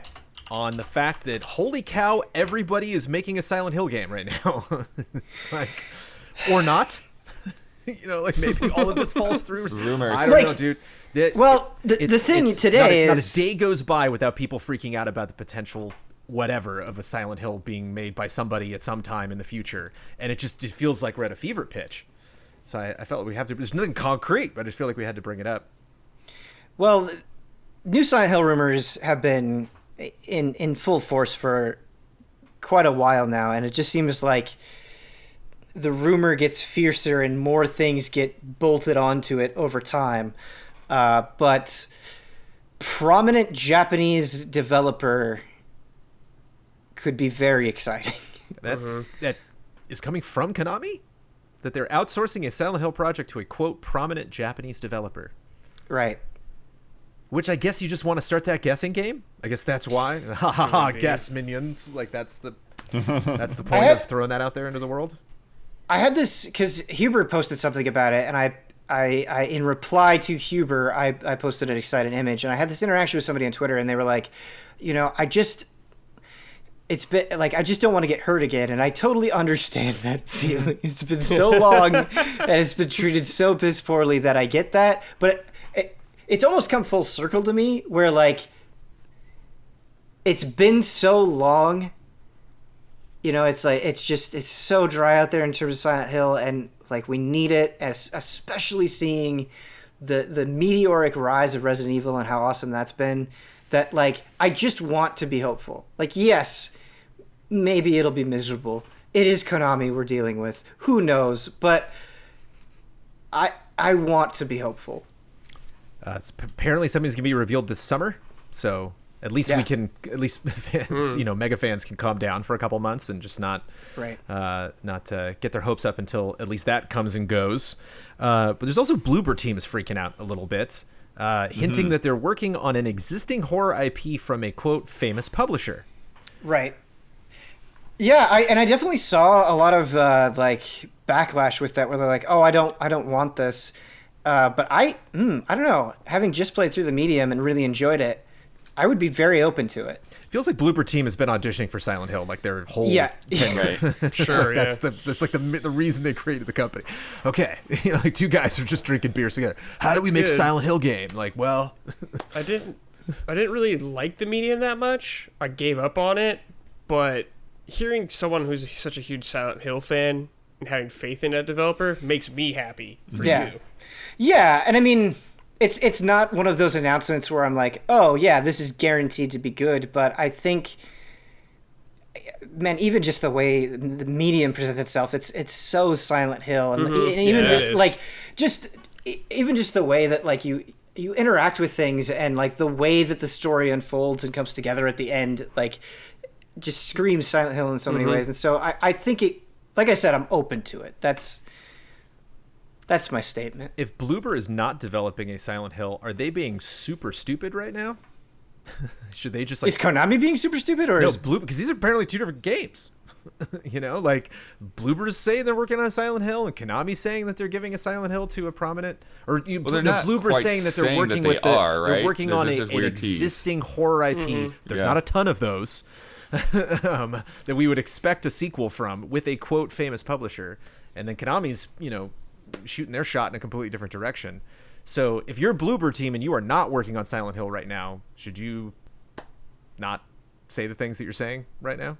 Or are you shooting yourselves in the foot with something that could potentially be very fun and exciting? Like, oh, Fatal Frame, cool, but like, you had me there, Bloober, damn.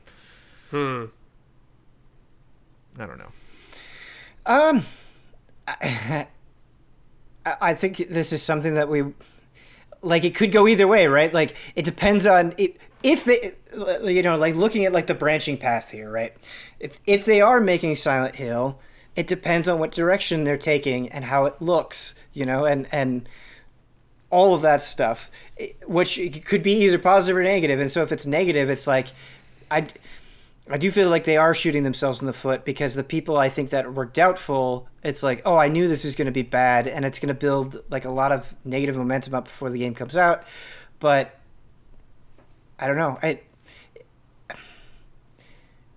I think when you have a property like Silent Hill that has been mistreated for so long, the expectation is really, really, really high. and like you have to be aware from that. You have to be in tune with what people want, what people think feels like Silent Hill, right? Like I think that's why Resident Evil 7 ended up working, right? Is it was new, it was different, it was exciting, it was way, way, way different than anything Resident Evil had ever been, but it felt in tune with the Resident Evil DNA in a way that like people immediately resonated with and understood. Like we just talked about this in Gen That Was. Yeah. Good pitch. I think Silent Hill has it hard. Another thing is because of PT. Because PT just like shattered everyone's expectations of what Silent Hill could be, and it was so creative and new and felt fresh. Then that just dies. Now it's like not only do you got to live up to Silent Hill, but you got to live up to whatever PT presented.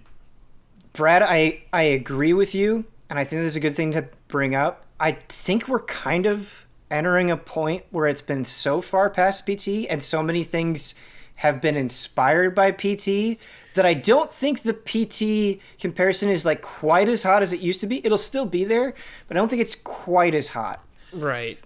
Sure, I don't think it's quite as hot. Like when I think of Silent Hill 2 also, it's like the quality has gone down that I've noticed since 3 pretty much. So I think having like a fairly good Silent Hill could be, maybe that's all it really needs, you know? It doesn't have to be 10 out of 10 mind-blowing thing. It just has to be really solid.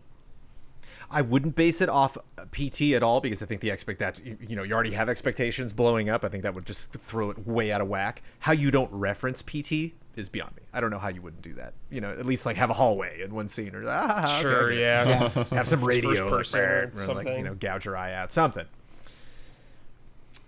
We got NPDs for January 2021. I am not going to go extensively into these because guess what? Lots of video games were sold. But I would like to touch on it because NPDs are fun and because this industry that we love and celebrate is doing so damn well, and it is fun to talk about. We had a record January.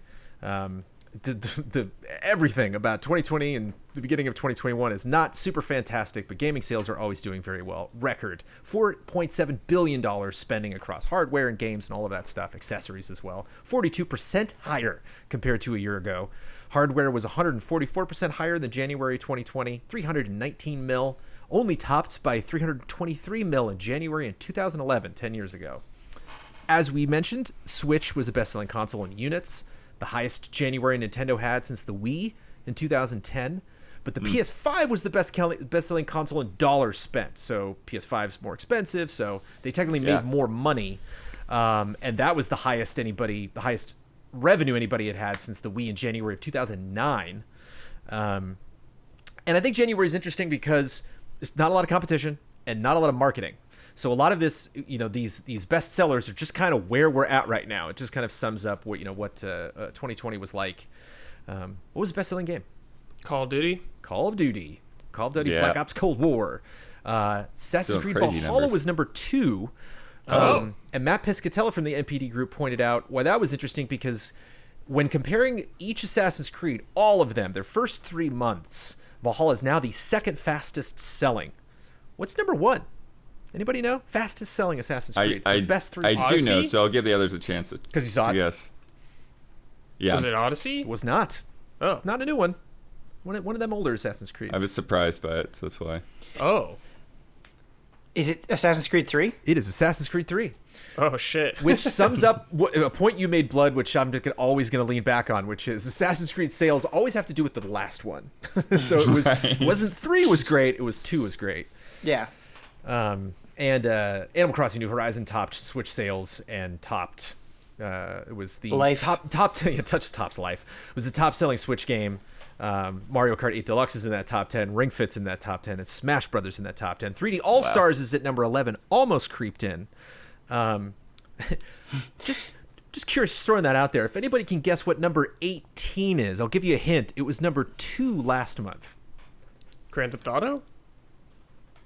It was number 2 last month. It was a lot higher. It dropped 16 places on the top 20. Cyberpunk. That would be Cyberpunk 2077. Oh, shit, yeah. Ooh. Yeah. Yeah.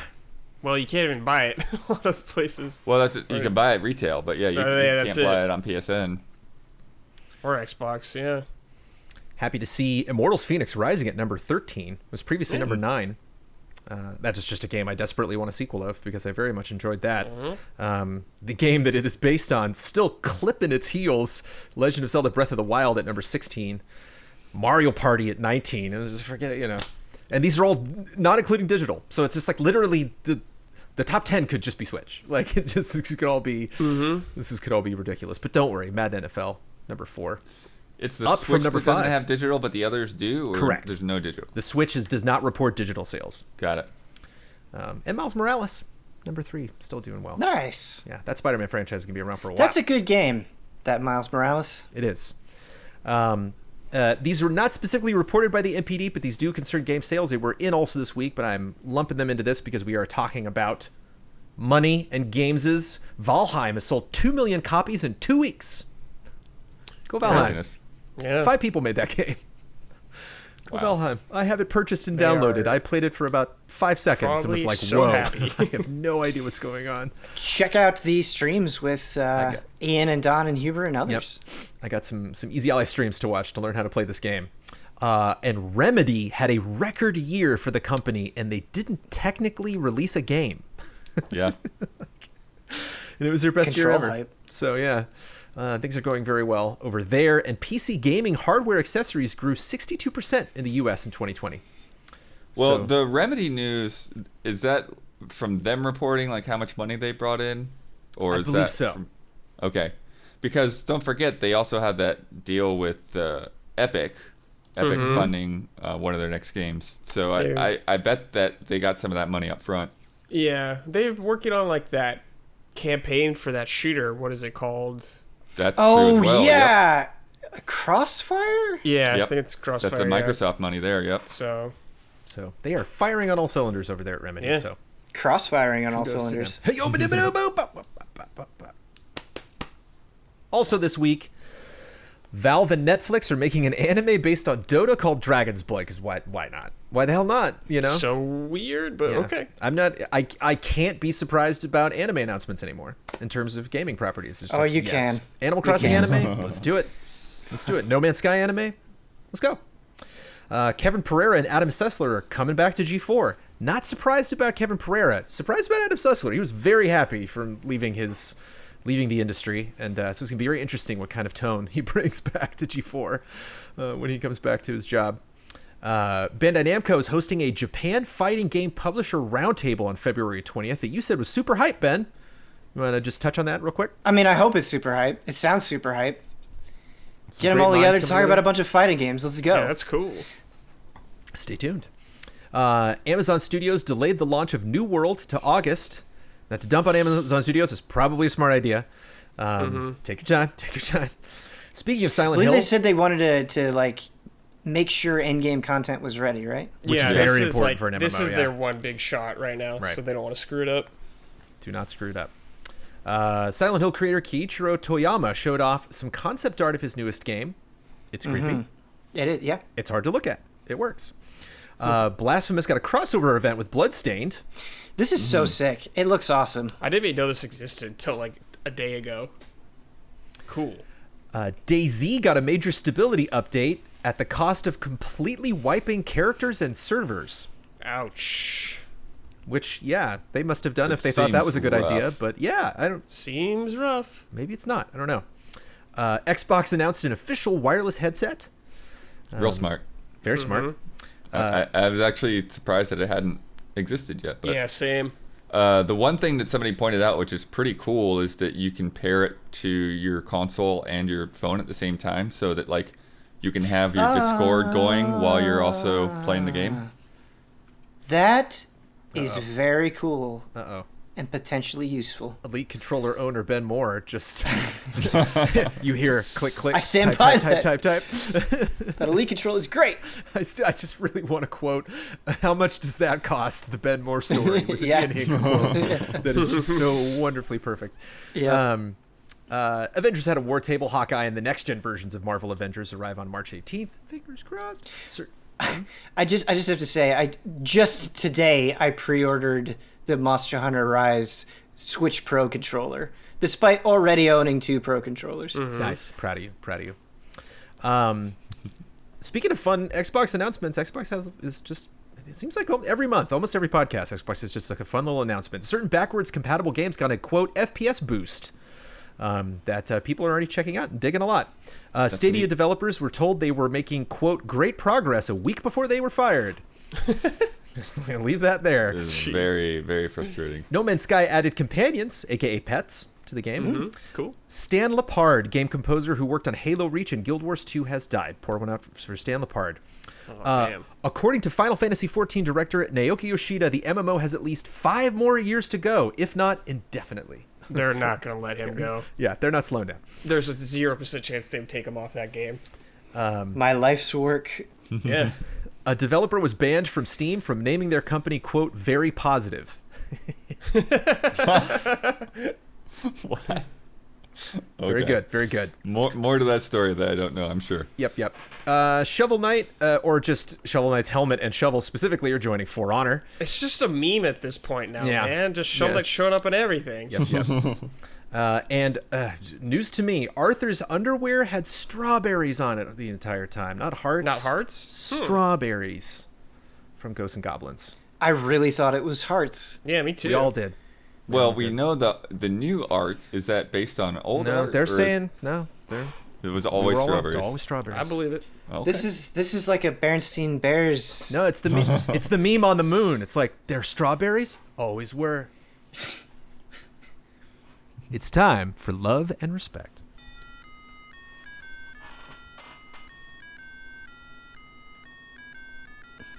Love and respect. From Samwise Game Geek. Hi, allies. Would you rather, and you have to play this, you have to play this video game. Would you rather play a Two Human sequel or a Duke Nukem Forever sequel? P.S. Still waiting on Brad's thoughts on Godfall, the knack of this generation. Love and respect, Samwise Game Geek. I haven't played it. There you go. I don't want to spend $70 on that game. There you go. Well, I haven't played Two Human, and I've played Duke Nukem Forever and hated it. So I guess Duke Nukem Forever because I have that point of comparison. Which one's longer though? Two Humans no Human. longer, right? I'd probably play Duke I would Nukem, though. imagine. Just because I could beat it fast. Yeah, that's. I mean, Brad, that's Two the Human, right answer. Two Human I haven't actually played, but I've always been curious about. I mean, it's such a crazy long development story, and it was like, envisioned as a larger than one game project. So, yeah. I feel like a Duke Nukem game would be like 3 hours now if they made it. I'm going to go out on a limb Ooh. here. I believe on How Long to Beat. So Duke Nukem Forever is 9 hours, which is way too long for that shitty game. And Two Human is 12 and a half, so not that much difference. I have a feeling I could shave a lot of time off that Duke Nukem, dude. Sure. I'm not talking about sales. I'm not talking I ain't about looking winning for awards. secrets. But I think you could God of War Duke Nukem. I think you could make a Duke Nukem that could turn things around.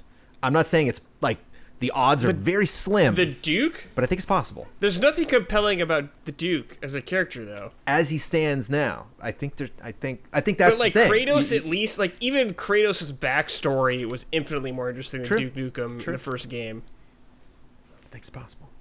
Not likely. Unless it was like Duke Nukem's child, like dealing with the legacy of Duke Nukem. Yeah. Oh, that'd be so good. The funny thing is, like, Two Human is like actually like really a convergence of like trends right now, because it's like Cyberpunk meets Vikings. Right. They're ahead of their time. Ahead of the time. From halftime turnaround. Hi, allies. I know the Nintendo event is all fresh in everyone's mind, but with all the excitement, I think everyone missed a kind of glaring omission. We missed it. I don't believe we talked about it. I was 5 minutes late to our deliberate before we did our reactions, so I don't know if we had talked about it beforehand. New Pokemon Snap is set to be released in about 2 months. There's not even a hint in the direct of any information about the game. I forgot it existed. I know the Pokemon Company tends to do its own marketing, but isn't it odd for a first-party major IP like Pokemon to be completely ignored? There has been very little information presented about the game at all, and now I'm genuinely worried it's going to turn out like a Super Mario Party with moderately okay reviews and then forgotten. I loved Snap on the 64, too much for it to be revived for such a meaningless revival. Am I being too fearful, too early? Love and respect. Halftime turnaround. I think those fears are coming from an understandable place, but like the emailer says, the Pokemon Company does their own thing, right? So I think in a way it makes sense to have that announcement and then have this direct where you're focusing on other things and then circle back around to... They got time. Yeah, Pokemon Snap. So I don't... I mean, I don't think it'll be as ignored as they're saying, but... I think it'll stream well, not for like a long time, but I think the first couple days, like a lot of people are going to be playing that and streaming it. I also think it's almost like a movie, so I think there's a lot of surprises in there that maybe people potentially don't want to spoil. It's also Pokemon, so I think it's going to sell a lot.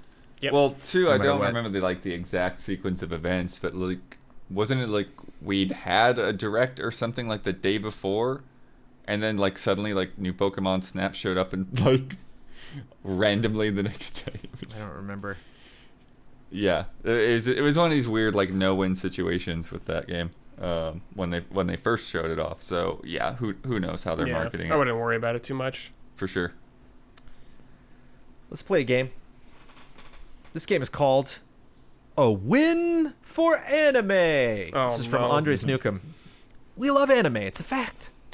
In this last Nintendo Direct, it's safe to say we scored some wins for anime. There were so many anime games. There was like an anime Direct, yeah. And their names are super wacky, but are they this wacky? I'm going to give you a multiple choice questionnaire. Not multiple choices, 2 of them. Where you have to decide which one of these titles is the real one and which is the one I made up. Cheers from Spain, Andres. Fun game. Fun game idea. Yeah. Let's start with Naruto. Naruto Shippuden Ultimate Ninja Storm 3 Full Burst or Naruto Shippuden Ultimate Ninja Storm 3 Hokage Rising? Oh, shit. I don't know this. Full Burst. Full Burst sounds more video gamey, I guess.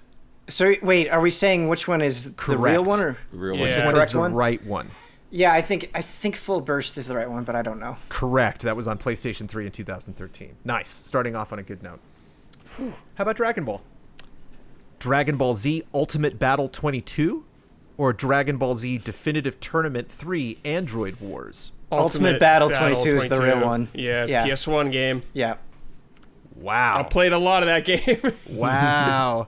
It was an Wasn't oldie, great. so I wasn't sure. PlayStation 1995. Fun fact, GameSpot gave it a 1.2 out of 10, calling Yes, it a, wasn't quote, great, yes. but really, really terrible game. there X-Play. was not Yeah. a lot of Dragon Amazing. Ball games in the West. at You the do time. not see a score like that very often. Brad was thirsty. X-Play said it was a, quote, waste of time and money. Official PlayStation Magazine gave it a 1 out of 5, the second lowest score possible. Electronic Gaming Monthly said that, quote, someone crapped in a jewel case and passed it off as a game. Wow. Wasn't good, but I played a lot of it. Let's do One Piece. One Piece Grand Pirate World 3 Ultimate Burst Edition? Or from TV animation, One Piece Big Secret Treasure of the Seven Phantom Islands? That second one sounds like something that was Yeah. translated from the Japanese That's title. what I think too. Yeah. I'll go with the second one. Say them both again. One Piece Grand Pirate World 3 Ultimate Burst Edition? Or from TV animation, One Piece Big Secret Treasure of the Seven Phantom Islands? I'm going to go with Bread and Blood. I think the second one's real. That was on Game Boy Advance in 2002. Correct. Yep. Y'all are good at this. Dude, that game sounds cool. Fist of the North Star. Fist of the North Star 10 Big Brawls for the King of Universe? Or Fist of the North Star Kenshiro's Revenge 2 Unleashed? The Two. second one is real. Yeah. Second one, yeah. Nope. 10 Big Brawls for the King of Universe was on the What Game is- Boy in 1989. Damn. All right, I believe hold the on. oldest game on this list. There is a game that sounds like that second one. Say the second one again. Yeah, I feel like they created a sequel that doesn't exist. Kenshiro's Revenge 2 Unleashed. Maybe I'm thinking of... I'm so confident. Yeah. No. Let me look this up. Got to be thorough about it. Yeah. Fist of the North Star Ken's Rage is the Muso. Yeah. Nice. Okay. That's what I was thinking of. Okay. Rage versus Revenge. Yep. Yeah. It's Gundam time. Gundam no. Wing XX War for the Unicorn Rebel? Or SD Gundam World Gachapon Senshi 5 Battle of Universal Century? I'm going to Second say one. the second one is Second real. one, dude. The longer one always takes it. It's just too. Yeah, Yeah. How do you not pick Yeah. it? Yeah, that was on the NES in 1992. An That was NES on the Gundam NES. game. That I was kind of even want to like a play PS2 right now. game. Holy cow. For JoJo's Bizarre Adventure, did we get Oh, this will be good. JoJo's Pitter Patter Pop? Or JoJo's Bizarre Puzzle Quest? Oh, dude. I'm gonna say first one. Pitter Patter Pop is Yeah, the real Pitter one. Patter Pop sounds funny. Go with that. You would want that one, wouldn't you? Yeah, that was Oh, that was yeah. on iOS in 2017. Yeah, that was it. You got it. Nailed it. Ah. Pitter Patter Pop! Exclamation Pitter point. Patter Pop. And finally, Yu-Gi-Oh! Yu-Gi-Oh! This will also be good. Yu-Gi-Oh! 5D's World Championship 2011 over the Nexus? Or Yu-Gi-Oh! Portable Dual Arena Link Evolution? First I one. think the first one is real. Yes, that's. I'll what go I'm with the going second one. Y'all are good at this game. That was the first one over the Nexus. Damn. 2011 on the Nintendo DS. That was an excellent game. Thank you, Andres. Yeah, that was great. That was really fun. Proud of y'all. Proud of y'all. From Infinite Blue GX, hey allies, first time listener, long time patron, or something like that. Many journalistic game reviews over gaming's history have subscribed to the notion of lowering a game's review score if it's considered short in play hours. But as the time I have to dedicate to gaming grows increasingly scarce, I find myself paradoxically interpreting such criticism as a positive. This got me thinking. Is leveraging criticism against a game based on its play hours an unfair critique in a journalistic setting? For instance, a 100-hour game and a 3-hour game of equal quality are going to be valued for different reasons by different people based on their lengths. But is it the reviewer's job to decide this for them? To me, it makes sense for the reviewer to critique how well the game's quality holds up over the course of its length, which I agree with, and leave the raw play hours as a neutral metric for the reader to interpret based on their own subjective preferences. What is your guys' stance on how game length should be critiqued? Love and respect, Infinite Blue GX. Oh yeah, I mean the emailer has it right on the money. It's not necessarily this is bad because game is X hours long. It's that Right. it's factoring things like, how does this game evolve and keep engage you for that time, right? And so if it's a 50-hour game that only the first 20 hours are really enjoyable and then it just doesn't have enough going on in the remaining 30 hours, that's what you're criticizing, not the fact that it's 50 hours long. Because it being long isn't inherently bad from a quality standpoint. Right. Right. Yeah, on the flip side of it being too short, it just depends if it feels like it ends too early or it ends at an inappropriate time where you're like, yeah. this is games, it should not end here. There needs to be more kind of thing. Yeah, that's a good point, Brad. Yeah, Assassin's Creed Valhalla is not an overly long game because it's over 100 hours. I'll gladly put 100 hours into an open world game. It's because you just get to points in this where you're like, what am I even doing at this point? Yeah. Or like, why? Yep. Man, oh man. And it was so funny when Huber and I did the spoiler mode, because we said, before we started, and we were talking about the length, Huber was like, yeah, there were just 2 chapters too many. And sure enough, there were 2 chapters we forgot. Like I was going through and I just said the name of them and we tried to remember what happens. And there were 2 chapters where I just said the name and we were like, I have no idea. And I had to read through a walkthrough and be like, oh, right. Mm-hmm. I remember that chapter now. Well, and then the other weird dilemma, and for shorter games, this isn't really an issue, and I do like a lot of shorter games. But when you get to something like an open world game, it's just like how long it is in some ways is like, well, what are you actually doing? Yeah, it depends on you. Right. It's like you could do every quest, but you're maybe not expected to do every quest, or you could go wander off all over the place. Breath of the Wild is a good example. It's like beat that game in like an hour or 2 if you want, or Right. you can spend 200, 300 hours. I was sad when I made the decision to beat Breath of the Wild. I was like, Yeah. well, I guess I should Right. stop. It comes down to repetition, because I think sometimes the things that open world games run into is there are a lot of repeatable activities, and those activities are fun once, twice, maybe 3 times, but not necessarily the amount that the game has you do them. Like there's just not enough to those activities to kind of bear the brunt of the time that you put into them. And I think, just thinking about our conversations, I think something that might be confusing for the audience sometimes is like, will say like, oh man, that game is like 100 hours. Like, I just don't know if I can make time for that. It's not necessarily like a criticism of the game. It's just like us trying to manage our own schedules and all the things that we have going on. So I think it can sound like we're saying that is so terrible when really it's just like, you know, in our own personal lives, it may be an awkward fit at that moment.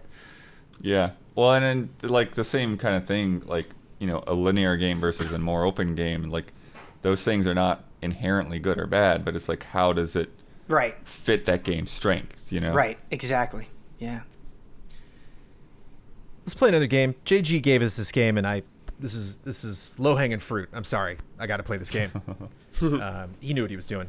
Hey, Alice, I have a fun short game that you could play. It's called Red Dead or Real Western. I've assembled a few quotes from Red Dead Redemption 1 and 2 and a couple from movie westerns, American and Italian. You have to guess whether the quote is from a movie or Red Dead Redemption. Have fun playing. All right. There are two kinds of people in the world, those with guns and those that dig. You dig? I'm going to be much worse at this game. Yeah, this Yeah. is tough. I'm going to say movie. I'll go Yeah, movie. I like movie too. That was From the Good, the Bad, and the Ugly in 1996, correct. People don't forget. Nothing gets forgiven. That sounds like some Red Dead thing to me. I'm also going to say a movie for this one. Movie. John Marston said that in Red Dead Redemption. Yeah, I knew it. Well done, Brad. Well done. Fifth lesson. If you wound a man, you better kill him, because sooner or later, he's gonna kill you. Movie? Red Dead. Red Dead. Frank Talby said that in Day of Anger, 1967. I am terrible at this game. I don't expect any of you to be good at this. I had to play this game. I'm sorry. Yeah. If I didn't have headphones right now, I would have put my cowboy hat on. People got to talk themselves into law and order before they do anything about it. Maybe because deep down, they don't care. Red Dead. Movie. Movie. Martin Howe said that in High Noon, 1952. Some jobs aren't for saving, and some legacies are for pissing on. That is That sounds definitely like- Red Dead. that That sounds is like Red definitely Dead. Red Dead. Yeah. That is definitely Red Dead. It has to be. Arthur Morgan sure as hell said Yeah. that, yeah. If you find yourself in a hole, the first thing to do is to stop digging. Movie. I'm going to say Red Dead again. I'll go Red Dead. We John already had a Marston movie said dig. that. Mr. John Marston in Red Dead Redemption 2. They look at his hands. I don't. I look at his eyes. Because a moment before he moves his hand, his eyes betray him. And you can always read death in them, yours or his. Movie. Movie. Red Dead. That's a long one. It's probably from a movie. Baron von Schulenburg said that in The Big Gun Down in 1966. Huh. All right. Wrapping it up with the toughie. We need more money. Red Dead. Every Western. Dead, yeah. Put Red Dead. And also in every Western that has Yeah. ever been made. Finally, from Jeremy C. Hello, fellow allies. A couple weeks ago, my mother unfortunately passed away unexpectedly. Listening to the podcast has really helped keep my mind active, and I thoroughly appreciate all you guys do. I went ahead and picked up The Pathless to play to keep my mind active on a game, and as soon as I saw the main character, I immediately got chills because of the striking resemblance to my mother. For those that have played the game, you know how powerful the story can be, especially when in contrast to what I was going through. I felt like I was playing as my mother going through this fantastic journey. I played through the game in its entirety and obtained the platinum, and I was blown away on the effect that it had on me while processing my loss. My question is, for everyone on the panel, is there any game, show or movie that really impacted you while experiencing a loss or a difficult time of your life? The other for me was watching the end of Lost after my father passed away. Anyway, thank you for everything you guys do, and keep up the great content. Love and respect.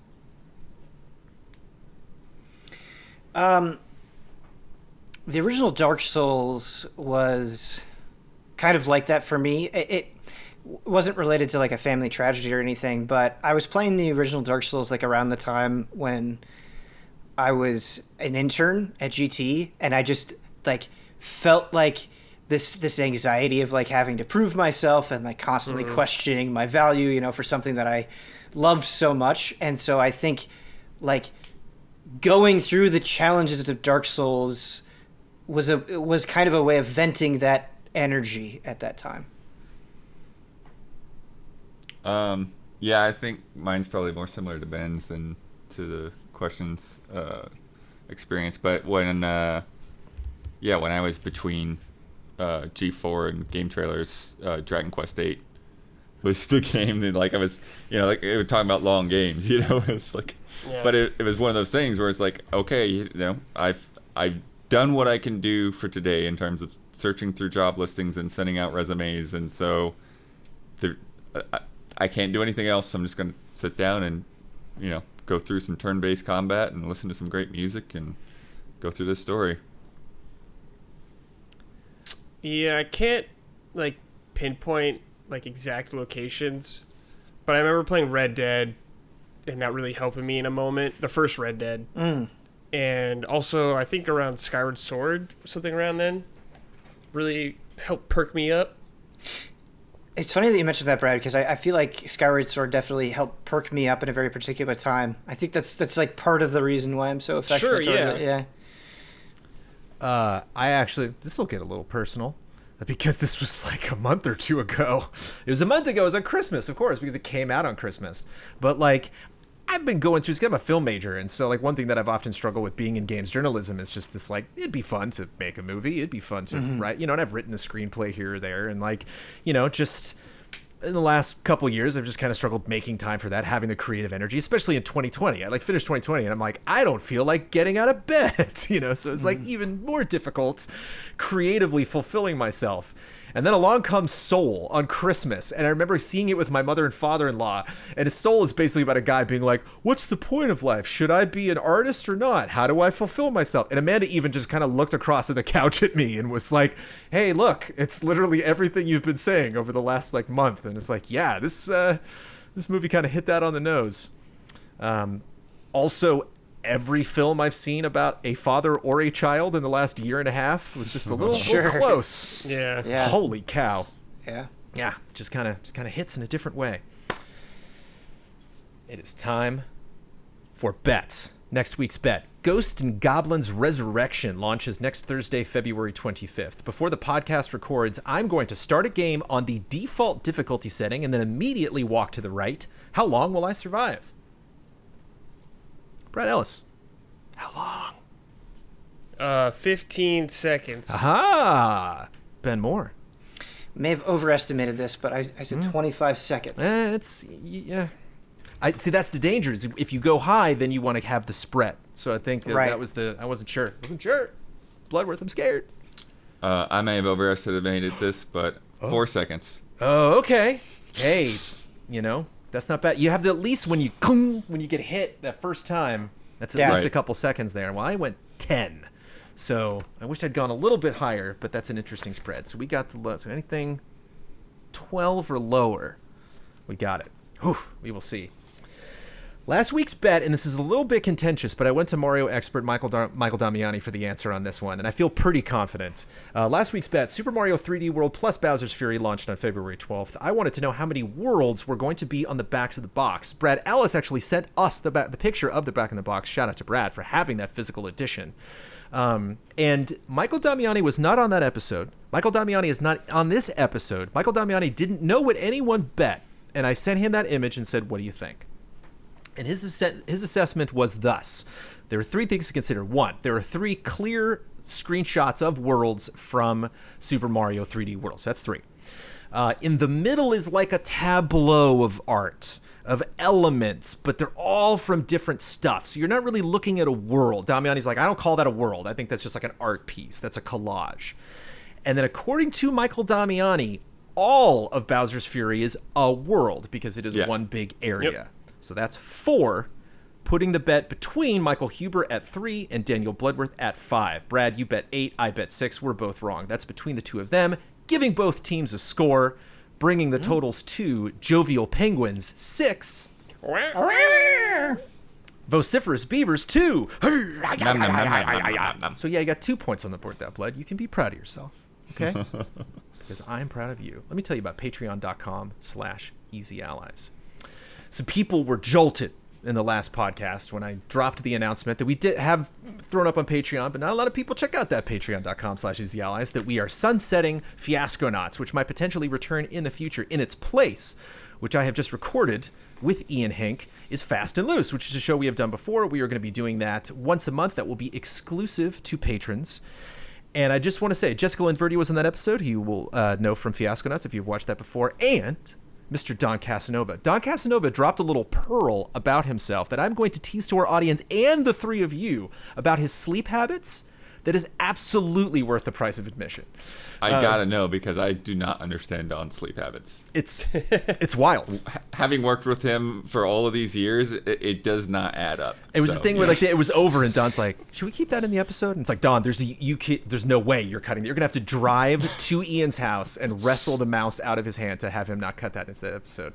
And that's the fun thing about Fast and Loose, is you might learn some interesting things about all the allies. We might have some fun guests or some people. Don is not a regular podcaster here at Easy Allies. Oh. So not only are you going to get a lot of that fun exclusive stuff, but you also find out just a lot more about what we are currently doing at Easy Allies. So check that out, patreon.com/Easy Allies. Our tip-top tier on patreon.com is our shout-out tier, and we're going to shout out some wonderful people here. Blood, you're going first. I'm going after you. Brad, you're going after me. And Ben, you are wrapping it up. Shout out to Caleb Togi Crawford, L. Thanis, Greg the Dark Knight Kettering, Dougie B, Stephen Thomason, and Nick. Shout out. Shout out. So how are we going to shake this up? Blood, you're going, but then Huber's going, who is Ben now. So Ben, Yep. You and Blood are going to be dividing up the following. You get to promote any Easy Allies video you'd like to promote. You get the final word on anything you disagreed with, want to reiterate, or just popped in your head. And you get to sign off with your trademark sign-off. I really wanted the final word.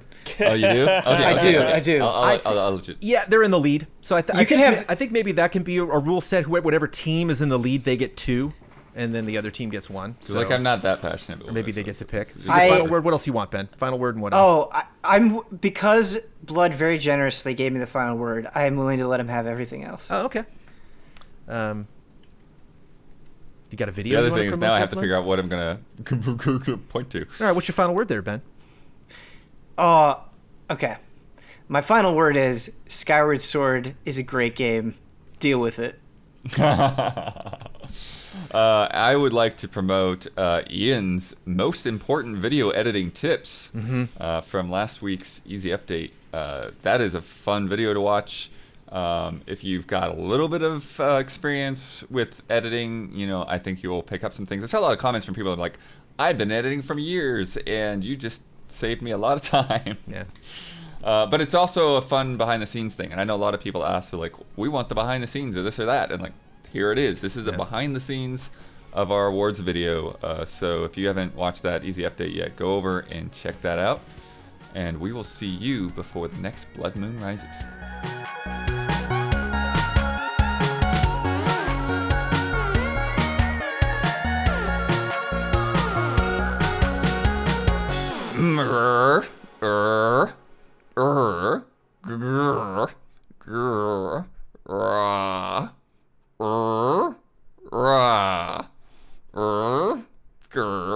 I make a pee-pee.